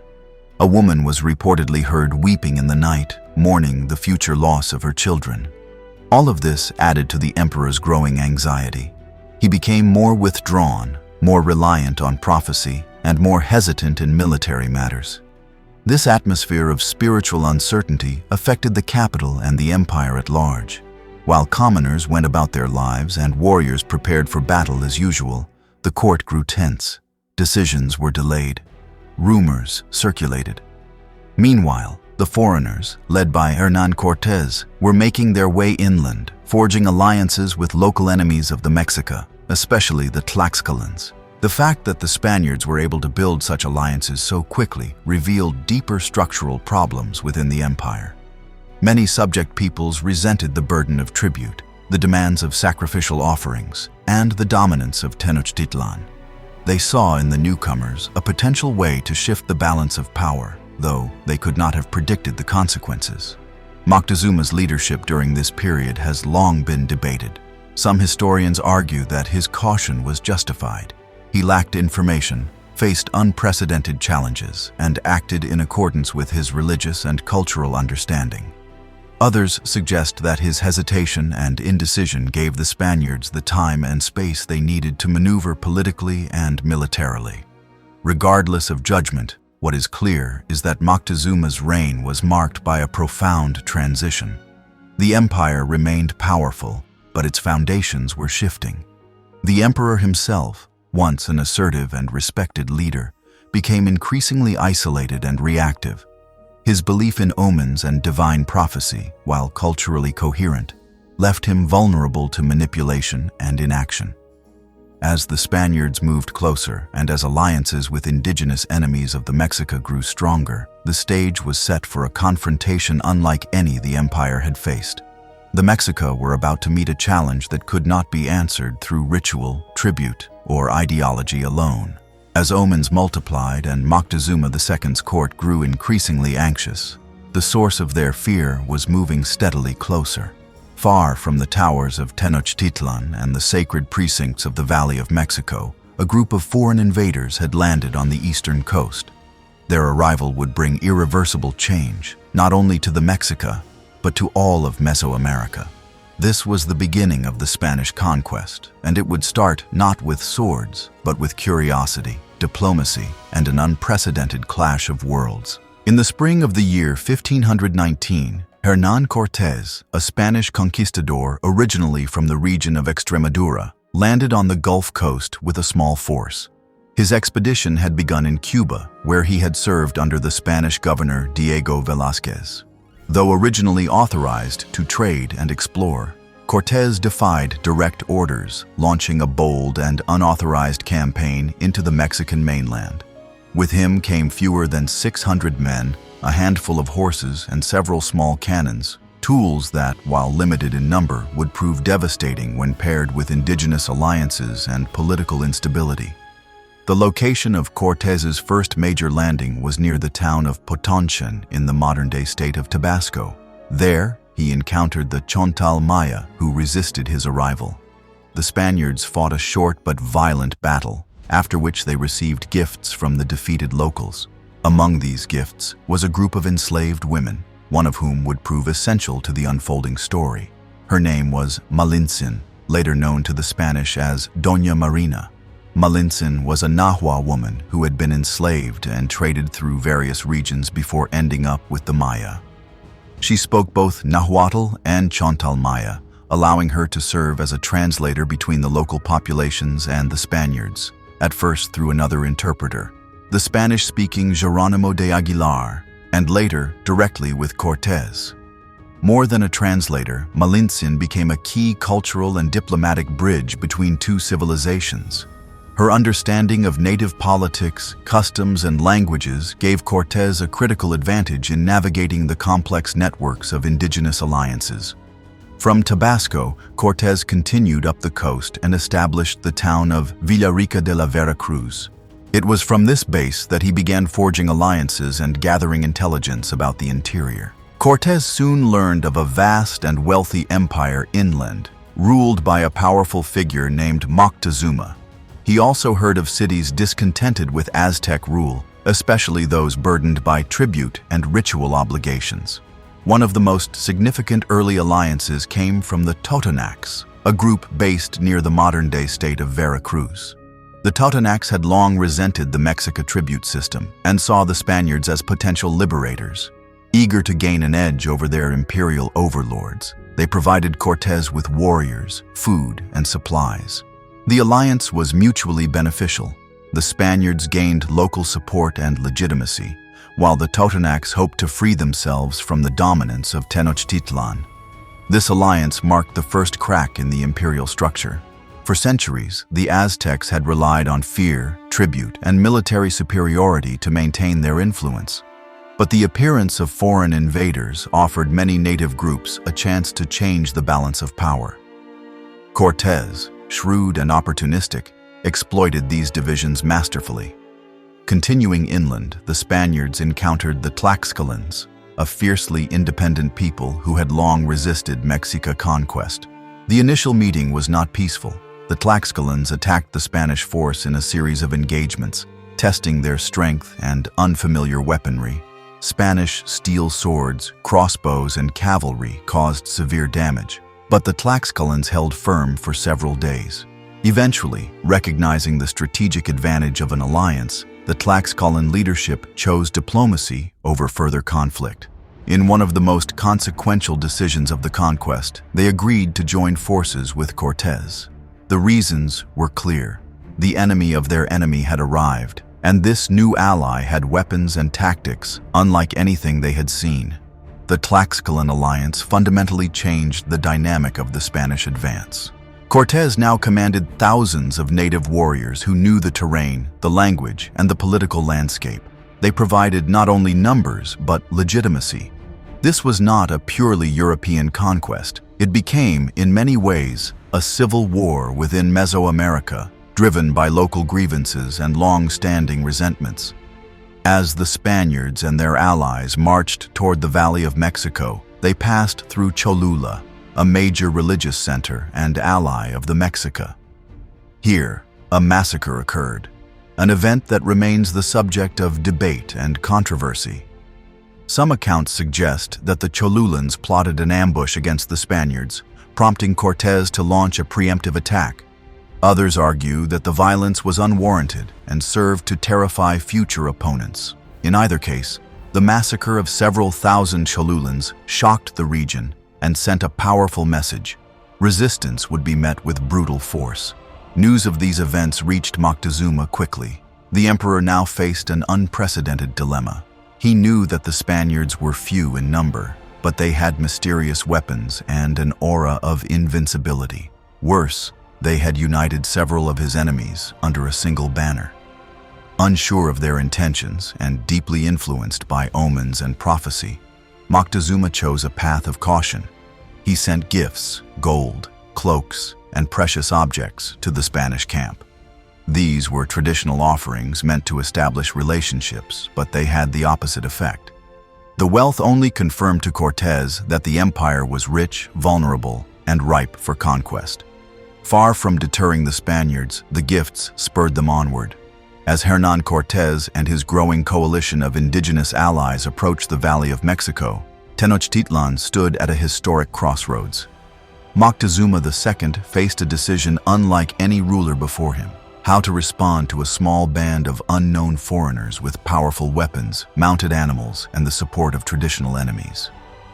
Every action carried potential consequences. Yet in a world shaped by omens, prophecy, and political nuance, Moctezuma's choice would reflect more than fear or misjudgment.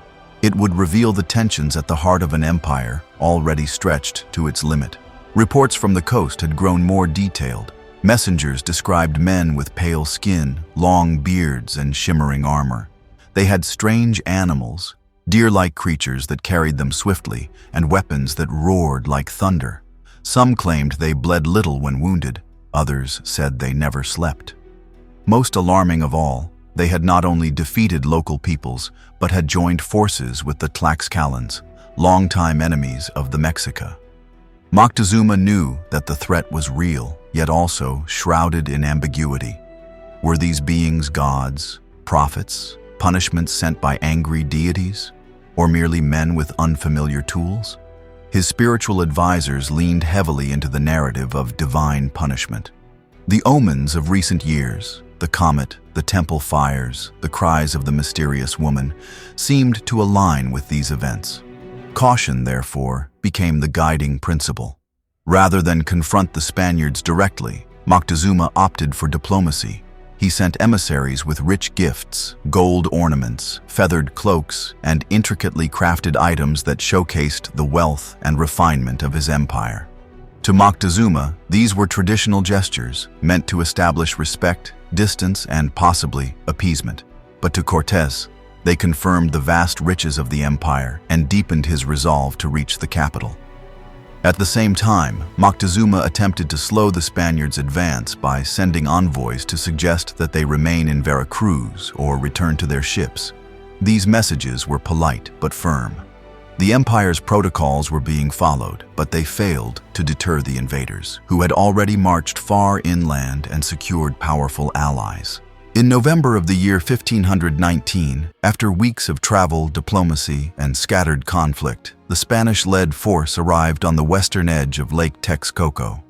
They were not a large army, fewer than 500 Spaniards, accompanied by several thousand Tlaxcalan and Totonac warriors, but they represented a new kind of threat. Their presence was unprecedented, and their goals were still unclear. Despite this, Moctezuma made a bold and controversial decision. Rather than resist them militarily, he chose to welcome Cortés and his entourage into Tenochtitlan. On the causeway leading into the city, Moctezuma and his attendants met the Spaniards with ritual formality. Cortés dismounted, and the two leaders exchanged gifts and greetings. According to accounts from both Spanish chroniclers and indigenous sources, Moctezuma may have addressed Cortés with reverence, perhaps even deference, suggesting he had long awaited such a guest. It is here that the question of interpretation becomes crucial. Did Moctezuma truly believe that Cortés was a god or a divine envoy? Some scholars argue that this idea was exaggerated or misunderstood by the Spaniards, who sought to frame their conquest as divinely sanctioned.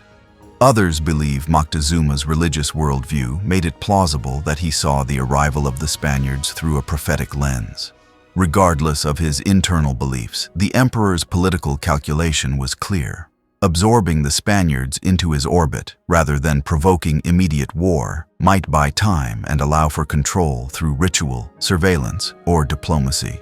Cortés and his men were led into the heart of the city and housed in one of the royal palaces, lavishly furnished and guarded by Mexica soldiers.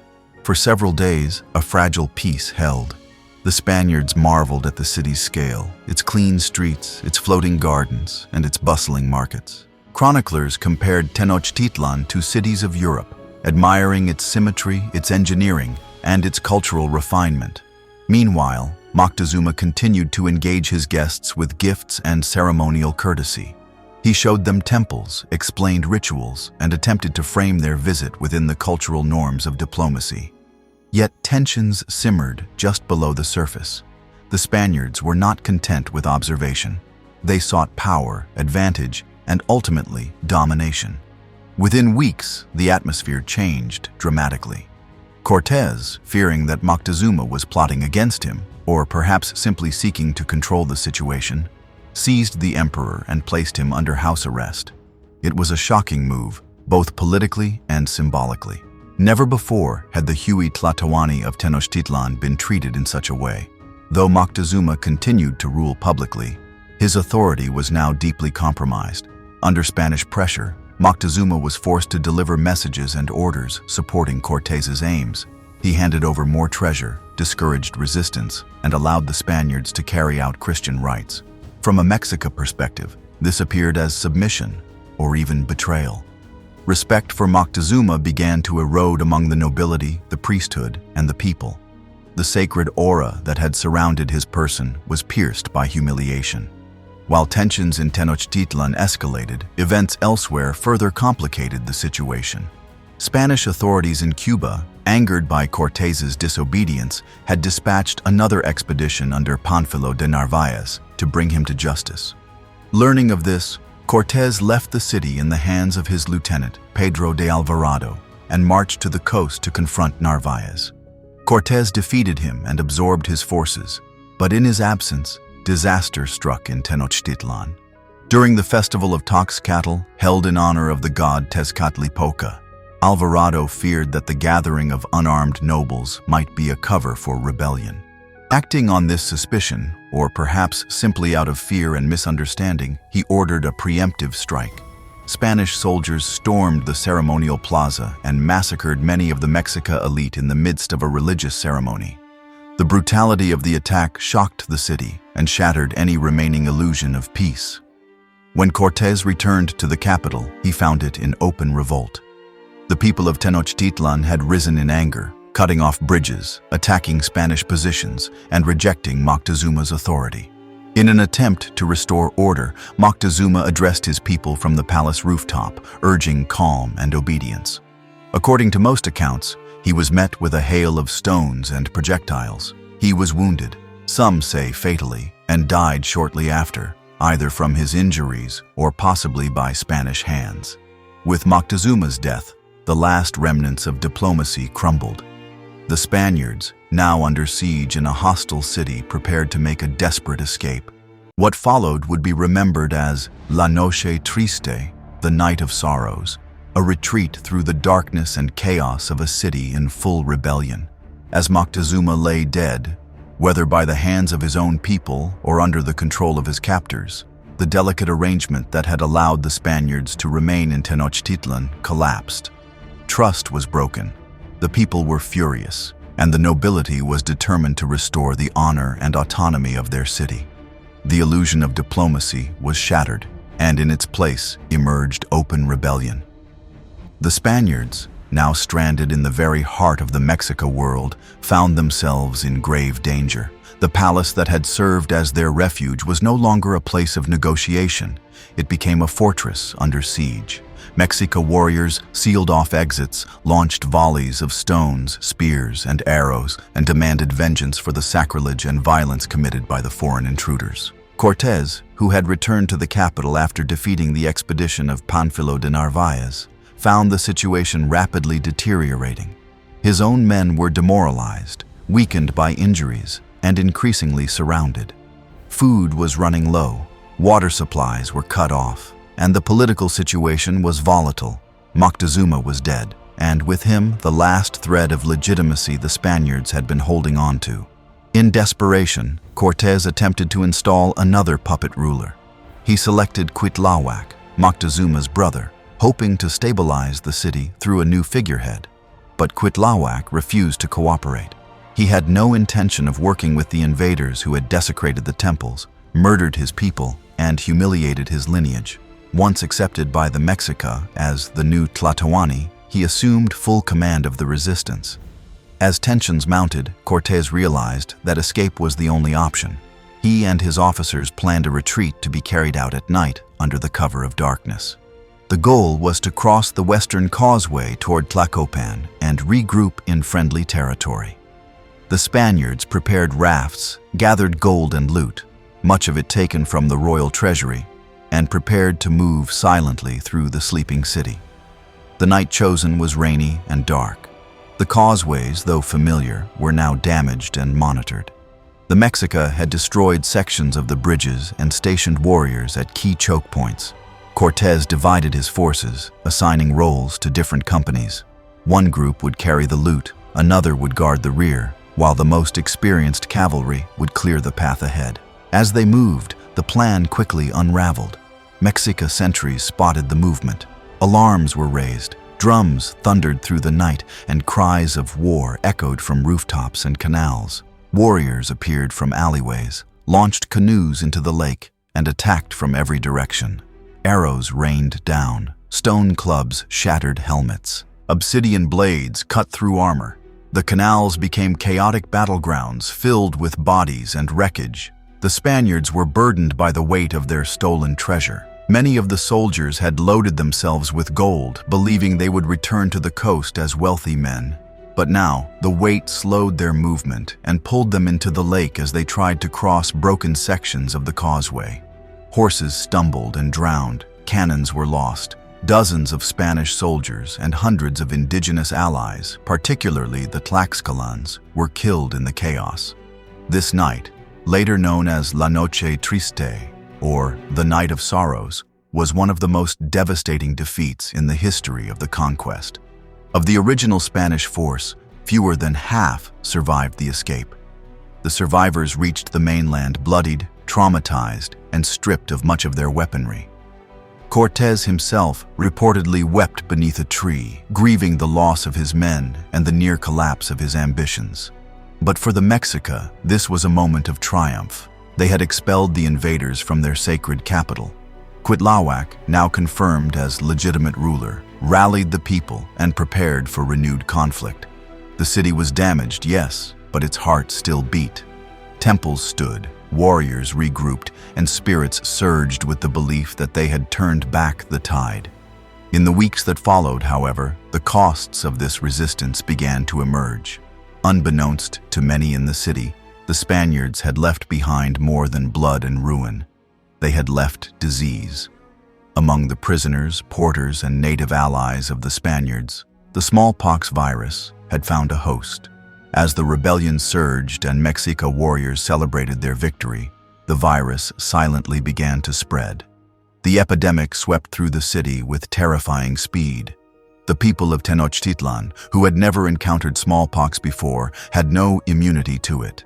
The disease caused high fevers, disfigurement, and death. Entire households perished. Priests, nobles, warriors, none were spared. The dead could not be buried fast enough. Social order began to fray. Even Cuitlahuac, the leader who had resisted the Spaniards and restored Mexica dignity, fell victim to the disease. Within months of assuming power, he was dead. The people now turned to a new leader, young, brave, and determined. His name was Cuauhtémoc. The death of Cuitlahuac left the city shaken, but not yet broken. Cuauhtémoc, likely in his mid-20s, became the final Tlatoani of Tenochtitlan. He inherited not only a proud and ancient city, but one that was now under siege from within and without. Plague, political instability, and renewed Spanish aggression would test his leadership beyond anything the Mexica had yet endured. Cortés, meanwhile, had regrouped. After the disaster of La Noche Triste, he rebuilt his forces with reinforcements from the coast and continued to strengthen alliances with discontented city-states. Most notably, the Tlaxcalans, despite their own losses, remained loyal. The Spanish-Tlaxcalan alliance was no longer a mere military pact. It had become a strategy of conquest with deep local support. The defeat of the Spaniards had not ended the conflict. It had only postponed the final confrontation. Tenochtitlan remained defiant, but surrounded. Its enemies were multiplying, and its internal strength was now weakened by a deadly new enemy, one it could neither fight nor negotiate with. Following the chaos and tragedy of La Noche Triste, the Mexica reclaimed their capital with defiance and determination. Their enemies had fled under the cover of darkness, leaving behind bloodied weapons, shattered armor, and the gold they had once stolen. It was a moment of hard-won triumph, but it would not be the end. In truth, it was the beginning of the final and most brutal chapter in the empire's story. The new Tlatoani, Cuauhtémoc, was young, resolute, and admired for his bravery. A nephew of Moctezuma II and possibly a son-in-law to Cuitlahuac, Cuauhtémoc emerged as the most viable leader during a time of total crisis. He ascended to power in a city still mourning its dead, weakened by smallpox and surrounded by enemies. But Cuauhtémoc did not falter. His rule would be defined by resistance, unyielding, heroic, and ultimately tragic. While Tenochtitlan rallied under new leadership, Cortés was far from defeated. After the disastrous retreat, he and his surviving forces made their way to Tlaxcala, where they regrouped and recovered. Tlaxcala remained loyal, driven by its deep hatred of the Mexica and a desire to dismantle the empire that had dominated the region for decades. In this alliance, Cortés found not only sanctuary, but strength. Over the next several months, Cortés rebuilt his army. He received reinforcements from Cuba and recruited thousands more indigenous warriors from various city-states that had suffered under Mexica rule. These forces were not united by loyalty to Spain, but by a shared desire to free themselves from Tenochtitlan's heavy tribute and frequent demands for captives. The siege of Tenochtitlan was not launched hastily. It was planned with deliberate strategy and ruthless precision. Cortés understood that taking the city by frontal assault would be costly and possibly impossible. Instead, he chose to isolate and starve the capital, cutting it off from supplies and allies. The first step was to control the waters of Lake Texcoco. With the help of indigenous laborers and Spanish carpenters, Cortés had brigantines, small, maneuverable sailing ships, constructed and assembled at Tlaxcala. These ships were then transported piece by piece over land to the lake and reassembled. Once launched, they gave the Spanish command of the lake, neutralizing the Mexica's traditional advantage of canoe-based mobility and cutting off supply routes into the city. The land campaign followed. In early 1521, Cortés divided his forces into 3 main columns, each supported by thousands of indigenous allies. They approached Tenochtitlan from the causeways, north, south, and west, methodically advancing, dismantling bridges, and establishing fortified positions. Each step forward was met with fierce resistance. The Mexica, under Cuauhtémoc's leadership, fought with every ounce of strength they had. The siege lasted for nearly 3 months. Day after day, fighting took place in streets, on rooftops, in canals, and in temples. The Mexica warriors used every means at their disposal: ambushes from the water, traps within the city, and counterattacks during the night. But the pressure was relentless. The Spanish brigantines patrolled the lake, destroying canoes and bombarding the shoreline. The causeways became battlegrounds of attrition, and the once thriving chinampas now lay ravaged. Perhaps the most devastating weapon of the siege was not steel or gunpowder, but starvation. As the months passed, the people of Tenochtitlan faced desperate hunger. The surrounding regions had been cut off, the markets silenced, and the tribute system collapsed. Disease still lingered, and clean water became scarce. Eyewitnesses described scenes of people eating grass, bark, and even leather to survive. Within the city, social structures began to strain under the weight of suffering. Still, Cuauhtémoc remained defiant. He refused to surrender, rallying his people with speeches, participating in the defense personally, and maintaining rituals to honor the gods. His leadership inspired admiration, even among his enemies. The final assault came in August of 1521. By this time, much of the city had been reduced to ruins. The once grand temples had been defiled, palaces turned into fortresses, and markets into graveyards. Cuauhtémoc and his forces withdrew to the western edge of the island, the last stronghold still resisting. Cortés launched a concentrated attack. With little left to protect them, the Mexica were overrun. Cuauhtémoc, realizing the city could no longer hold, attempted to flee by canoe across the lake. But he was captured by Spanish brigantines before he could escape. According to Spanish accounts, Cortés was moved by Cuauhtémoc's dignity. When brought before him, the emperor is said to have declared, "I have done what was my duty in defense of my people.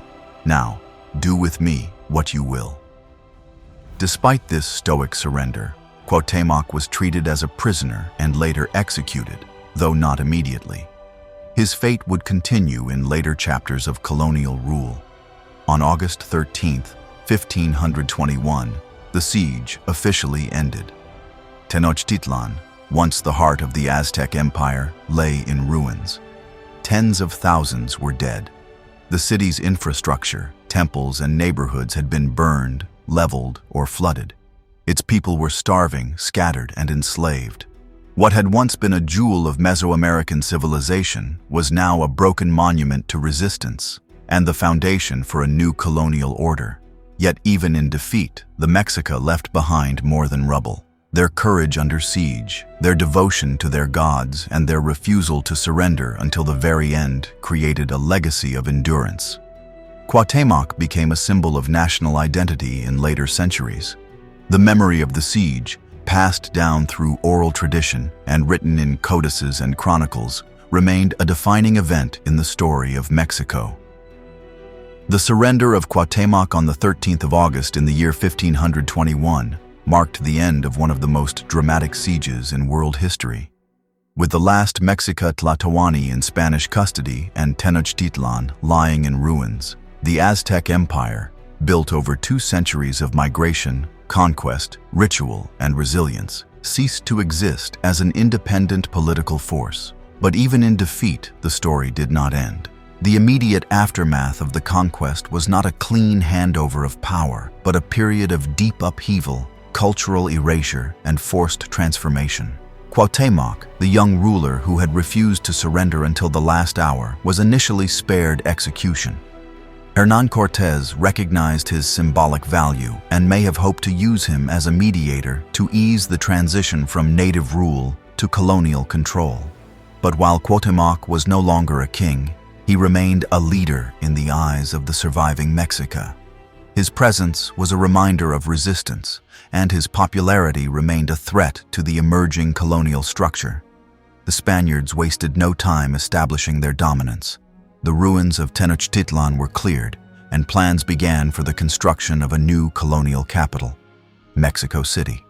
Built atop the bones of the fallen city, this new urban center was designed in European style, with central plazas, churches, government buildings, and straight roads replacing canals and temples. The destruction was not only physical, it was cultural. The great Templo Mayor, once the spiritual heart of the empire, was dismantled stone by stone. Many of its pieces were repurposed for Spanish buildings, including the Cathedral of Mexico City. The spiritual transformation was swift and deliberate. Catholic crosses were erected where sacred altars had once stood. Priests baptized survivors en masse. Churches were built on top of destroyed temples to signify the victory of Christianity over native religion. This was not mere symbolism. It was a calculated attempt to erase the spiritual foundations of the Mexica world. Cuauhtémoc, though alive, was now a prisoner of a new system. In the years that followed the fall of the city, he was moved from place to place under Spanish control. Initially, he was allowed to live in relative dignity. Cortés brought him along on various expeditions, including the ill-fated journey to Honduras in 1524. It was during this expedition that the final chapter of Cuauhtémoc's life was written. Suspicious of a possible plot to overthrow Spanish rule, Cortés ordered Cuauhtémoc's execution. The exact details remain debated. Some sources claim that the decision was based on intercepted messages. Others suggest that it was driven by Cortés's growing paranoia. Whatever the justification, Cuauhtémoc was hanged during the journey, far from his homeland, far from his people. The last Tlatoani of the Mexica died not on the battlefield or in ceremonial defiance, but in the forests of Central America, condemned by a foreign commander he had once confronted with such courage. Cuauhtémoc's death symbolized more than the end of a life. It marked the extinguishing of native political autonomy in central Mexico. With his passing, there remained no figure who could unify the surviving Mexica or rally resistance on a meaningful scale. Spanish authority tightened. Indigenous elites were either co-opted into the colonial system or replaced entirely. Lands were redistributed. Encomiendas, grants of land and labor, were given to Spanish settlers, who now ruled over indigenous communities with legal and economic power backed by the crown. The population of central Mexico, already devastated by war and famine, suffered further under colonial rule. Disease continued to ravage the countryside. Smallpox, measles, and other European illnesses had already claimed tens of thousands during and after the conquest. Entire villages were wiped out. Social structures collapsed. Survivors were often relocated into newly organized towns, known as reducciones, to facilitate taxation, Christian instruction, and labor management. In this new colonial society, indigenous people found themselves at the bottom of a rigid hierarchy. Spaniards and their descendants occupied the top positions, while native peoples were subjected to forced labor, religious conversion, and cultural assimilation. The Nahuatl language survived. Indeed, it remained widely spoken and was even used in colonial documents, but many traditional forms of knowledge, storytelling, and ceremony were suppressed or distorted. Despite this, elements of Mexica identity did not entirely vanish. Some noble families maintained influence under the new system, serving as intermediaries or local governors. Codices were created. both by indigenous scribes and Spanish friars, that preserved parts of pre-Hispanic history, though often rewritten to suit colonial narratives. In the centuries that followed, Cuauhtémoc in particular would become a symbol of heroic resistance. His name appeared in songs, stories, and later in public monuments. Though dead, he would never be forgotten. As for Cortés, his own legacy grew increasingly complex. Though initially celebrated in Spain for his conquest, he fell out of favor with the crown and spent much of his later life trying to defend his actions and secure recognition. The brutality of his conquest, especially the events in Cholula, Tenochtitlan, and Honduras, were criticized even by some of his contemporaries.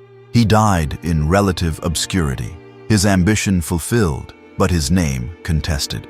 The fall of the Aztec Empire was not just the fall of a city or a king. It was the collapse of a worldview, a cosmology, and a way of life that had shaped central Mexico for centuries. Yet within that collapse, threads of continuity remained. The rituals, songs, and memories of the Mexica were carried forward by descendants, even in secrecy. The same sun that had once been fed by the hearts of warriors now rose over churches and cathedrals, but it rose still over the same mountains, lakes, and fields.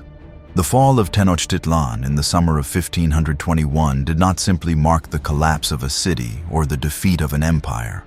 It ushered in a profound and irreversible transformation of culture, religion, politics, and land. The Spanish conquest did not end with the capture of Cuauhtémoc or the burning of temples.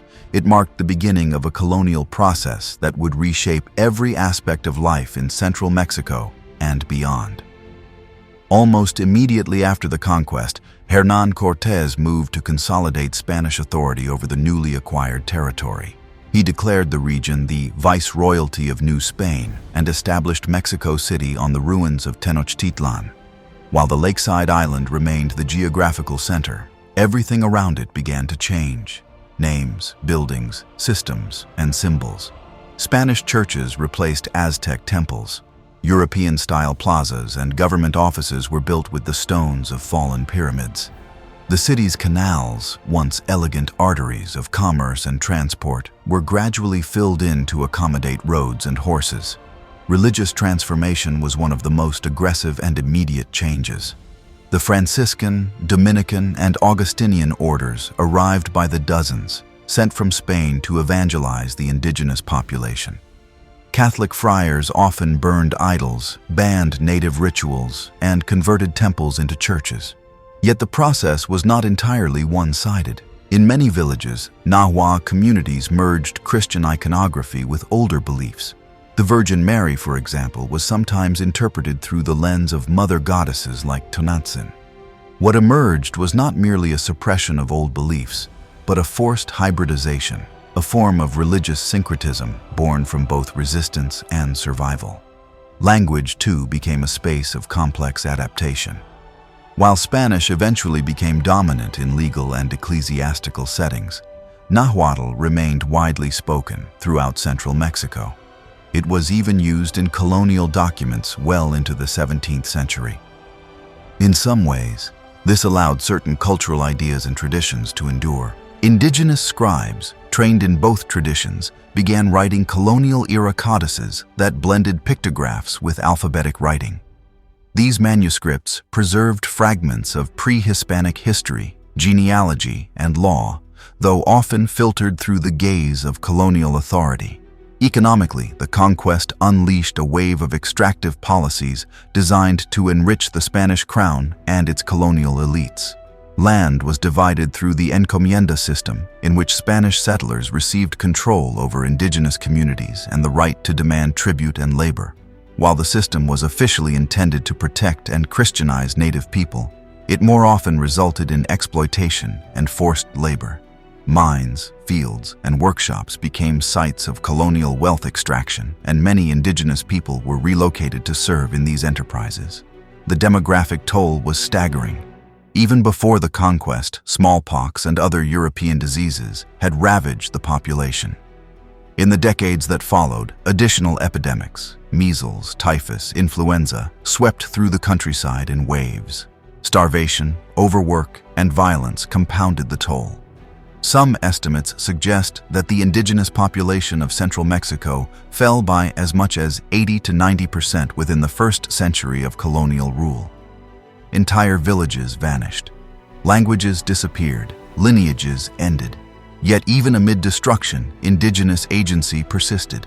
Survivors adapted in remarkable ways by learning Spanish, navigating the legal system, or preserving their traditions within new frameworks. Some indigenous nobles converted to Christianity and maintained influence within their communities.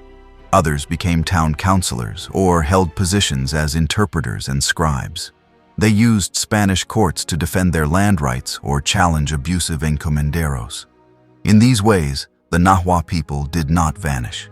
They changed, resisted, and negotiated their survival. Cuauhtémoc's legacy endured as well. Though the Spaniards had executed him during Cortez's expedition to Honduras, his memory remained potent among Nahua communities. In later centuries, Mexican nationalists would reclaim Cuauhtémoc as a symbol of indigenous resistance and dignity. Statues would be erected in his honor, streets would bear his name. He would come to represent the enduring spirit of Tenochtitlan, even as the empire itself was gone. Cortez, meanwhile, saw his fortunes rise and fall. Though he was initially hailed as a hero in Spain, political intrigue, lawsuits, and criticism from religious authorities eventually tarnished his reputation. He returned to Spain in the later years of his life, seeking royal favor and recognition. He died in relative obscurity. His body returned to New Spain and later buried in Mexico City, a city he had helped create from the ashes of another. In the broader context of world history, the conquest of the Aztec Empire marked a pivotal turning point. It signaled the beginning of large-scale European colonization in the Americas and set a precedent for the conquest of other indigenous civilizations. The cultural and biological exchange that followed, often referred to as the Columbian Exchange, would reshape ecosystems, economies, and societies across continents. But in the Valley of Mexico, the impact was personal. Families were broken, gods were silenced, cities were renamed, and yet, in the shadows of cathedrals and in the pages of colonial codices, traces of the Mexico world endured. The Nahua people survived. Their words, art, and ideas continued, sometimes hidden, sometimes transformed, sometimes proudly reclaimed. Even as colonial rule buried temples, renamed cities, and silenced gods, the legacy of the Aztec Empire refused to vanish. It lingered in memory, reappeared in symbols, and echoed in the rhythms of everyday life. From the 16th century onward, the Mexica past would be remembered, reinterpreted, contested, and eventually reclaimed. This final historical chapter explores how the legacy of the Aztecs endured and evolved through the colonial period into Mexican independence and finally into the modern day. The first layer of legacy was memory, oral, familial, and cultural. Despite the destruction of their capital, the Nahua people continued to speak their language, recall their ancestors, and practice remnants of their traditions. Even in Christianized villages, rituals and festivals absorbed indigenous elements. The Day of the Dead, for example, retained echoes of Mexica funerary practices. Catholic saints were syncretized with pre-Hispanic deities. Local celebrations preserved ancient calendrical rhythms, even as church bells replaced the sound of drums.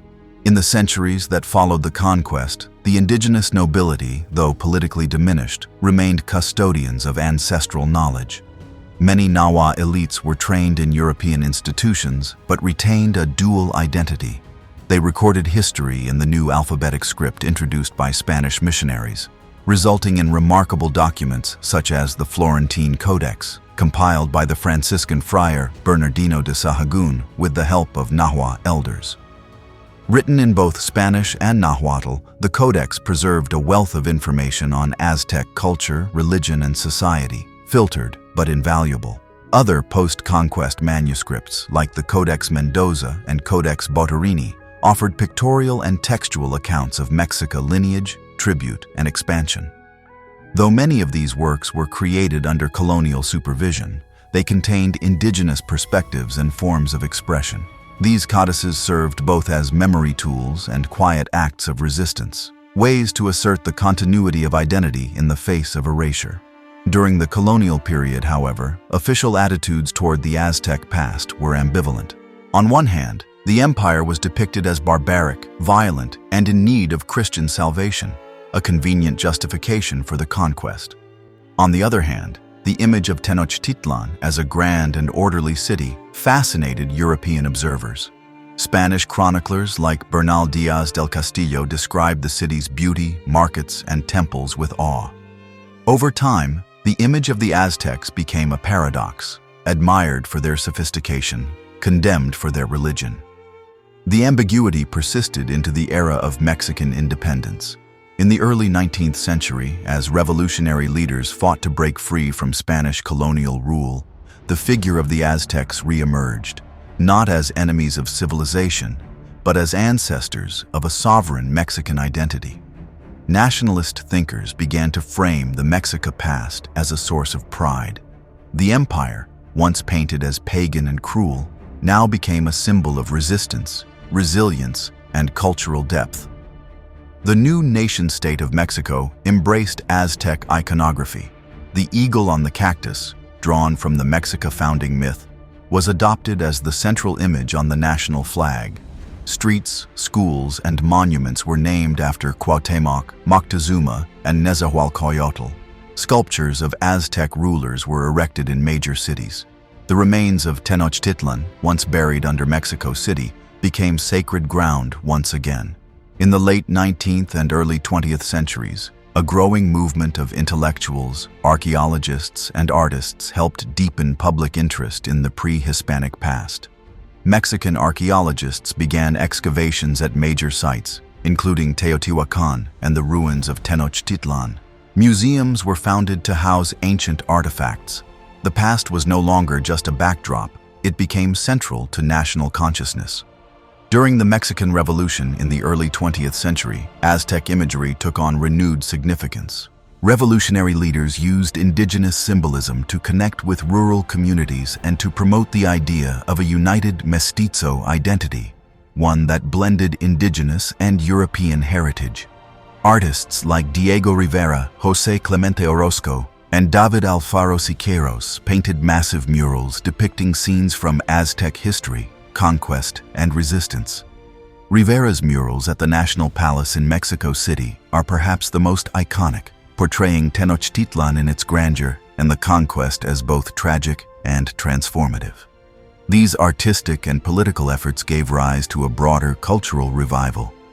Nahuatl was studied in universities. Schools taught children about the empire. Public consciousness embraced the idea that Mexican identity was rooted, at least in part, in the legacy of the Aztecs. This legacy became a source of pride, a tool for education, and a language for protest. In recent decades, archaeological discoveries have continued to reveal the layers of Tenochtitlan hidden beneath modern Mexico City. The excavation of the Templo Mayor, begun in the late 20th century, brought to light monumental sculptures, offerings, and altars once believed lost forever. Today, visitors to the city can stand in the very heart of what was once the sacred precinct, surrounded by ruins and modern buildings alike. Museums such as the Museo del Templo Mayor and the National Museum of Anthropology display treasures from the Aztec world with both reverence and academic care. But the legacy of the Aztecs is not only housed in museums or national symbols.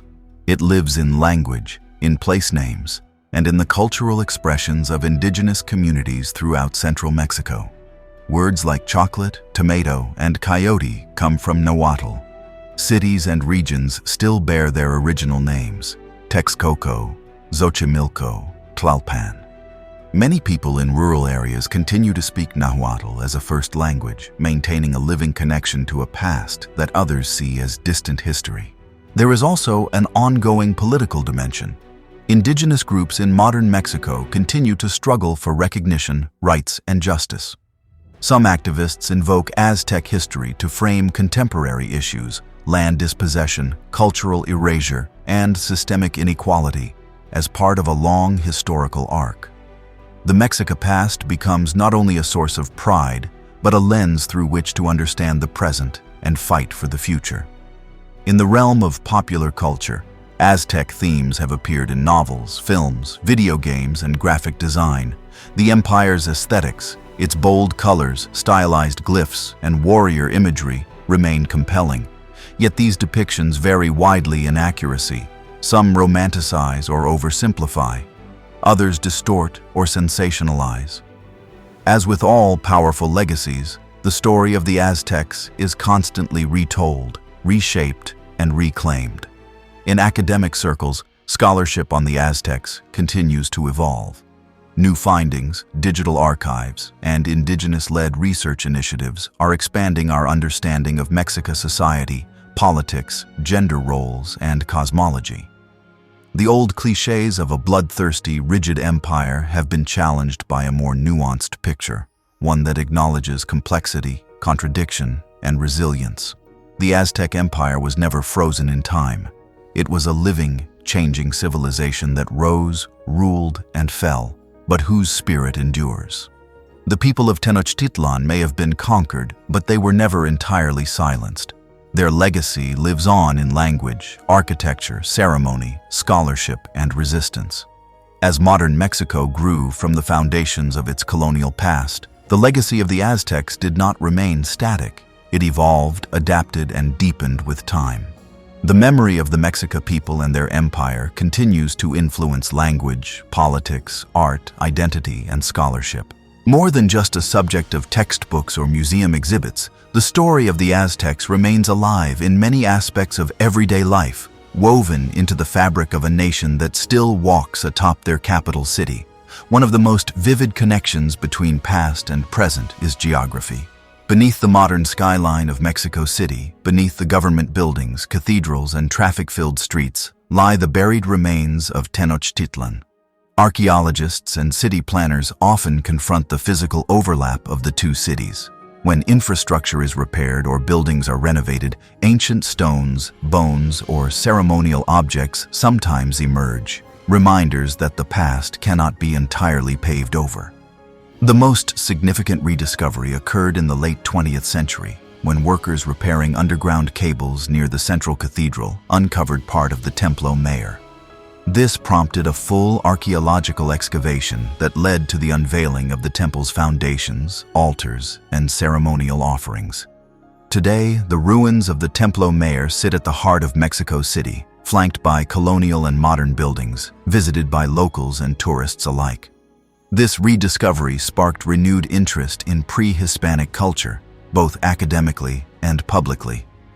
New research began to shed light on aspects of Aztec life that had been previously misunderstood or dismissed. Scholars revisited Nahuatl texts, collaborated with indigenous communities, and reevaluated the biases of early colonial chroniclers. As a result, a more complex, human, and dynamic picture of the Aztec world emerged. It is now understood that Mexica society was not simply a theocracy built on violence, as early Spanish accounts often claimed. It was also a place of poetry, engineering, diplomacy, and ritual continuity. It was a civilization that cultivated agriculture on lake beds, recorded history in pictographs, educated both boys and girls, and expressed its worldview through intricate sculpture, literature, and song. Language remains one of the most powerful carriers of Aztec heritage. Nahuatl, the language of the Mexica and many other Nahua peoples, is still spoken by over 1 million people across Mexico. Though Spanish dominates public life, Nahuatl is used in homes, schools, traditional ceremonies, and increasingly in digital media and cultural revitalization efforts. The language survives in hundreds of place names, Chalco, Tlalpan, Iztapalapa, and in everyday words used far beyond Mexico, such as avocado, ahuitzotl, chocolate, xocolotl, and tomato, tomatl. This linguistic legacy is matched by a cultural one. In public squares and rural villages, dancers perform conchero ceremonies that blend Christian iconography with indigenous steps and rhythms. Feathered headdresses, once reserved for nobility, are recreated in modern celebrations. The Mexica calendar continues to influence community rituals, and certain festivals still align with the cycles of the solar year or agricultural season, even if reinterpreted through a Christian or secular lens. Mexica symbolism is also visible in national identity. The coat of arms at the center of the Mexican flag, an eagle perched on a cactus devouring a serpent, is drawn directly from the Mexica migration myth, the founding vision of Tenochtitlan. This image, first described in Aztec codices and temple murals, now appears on currency, passports, and uniforms. It is a daily emblem of continuity. In literature and art, the Aztec world has become both a subject of reverence and creative exploration. Writers like Miguel León Portilla, whose translations and interpretations of Nahuatl texts gave voice to indigenous perspectives, have reshaped historical understanding. Contemporary poets and novelists often draw on Aztec themes to reflect on modern social issues, colonial trauma, or spiritual resilience. In cinema and visual media, portrayals of the Aztecs range from romanticized epics to science fiction reimaginings. Some highlight the grandeur of Tenochtitlan, others explore the moral complexities of empire, sacrifice, and conquest. While not always accurate, these depictions reflect an ongoing fascination with the Aztec past and its role in shaping Mexican identity. Meanwhile, indigenous communities across Mexico continue to assert their heritage not as a relic, but as a living identity.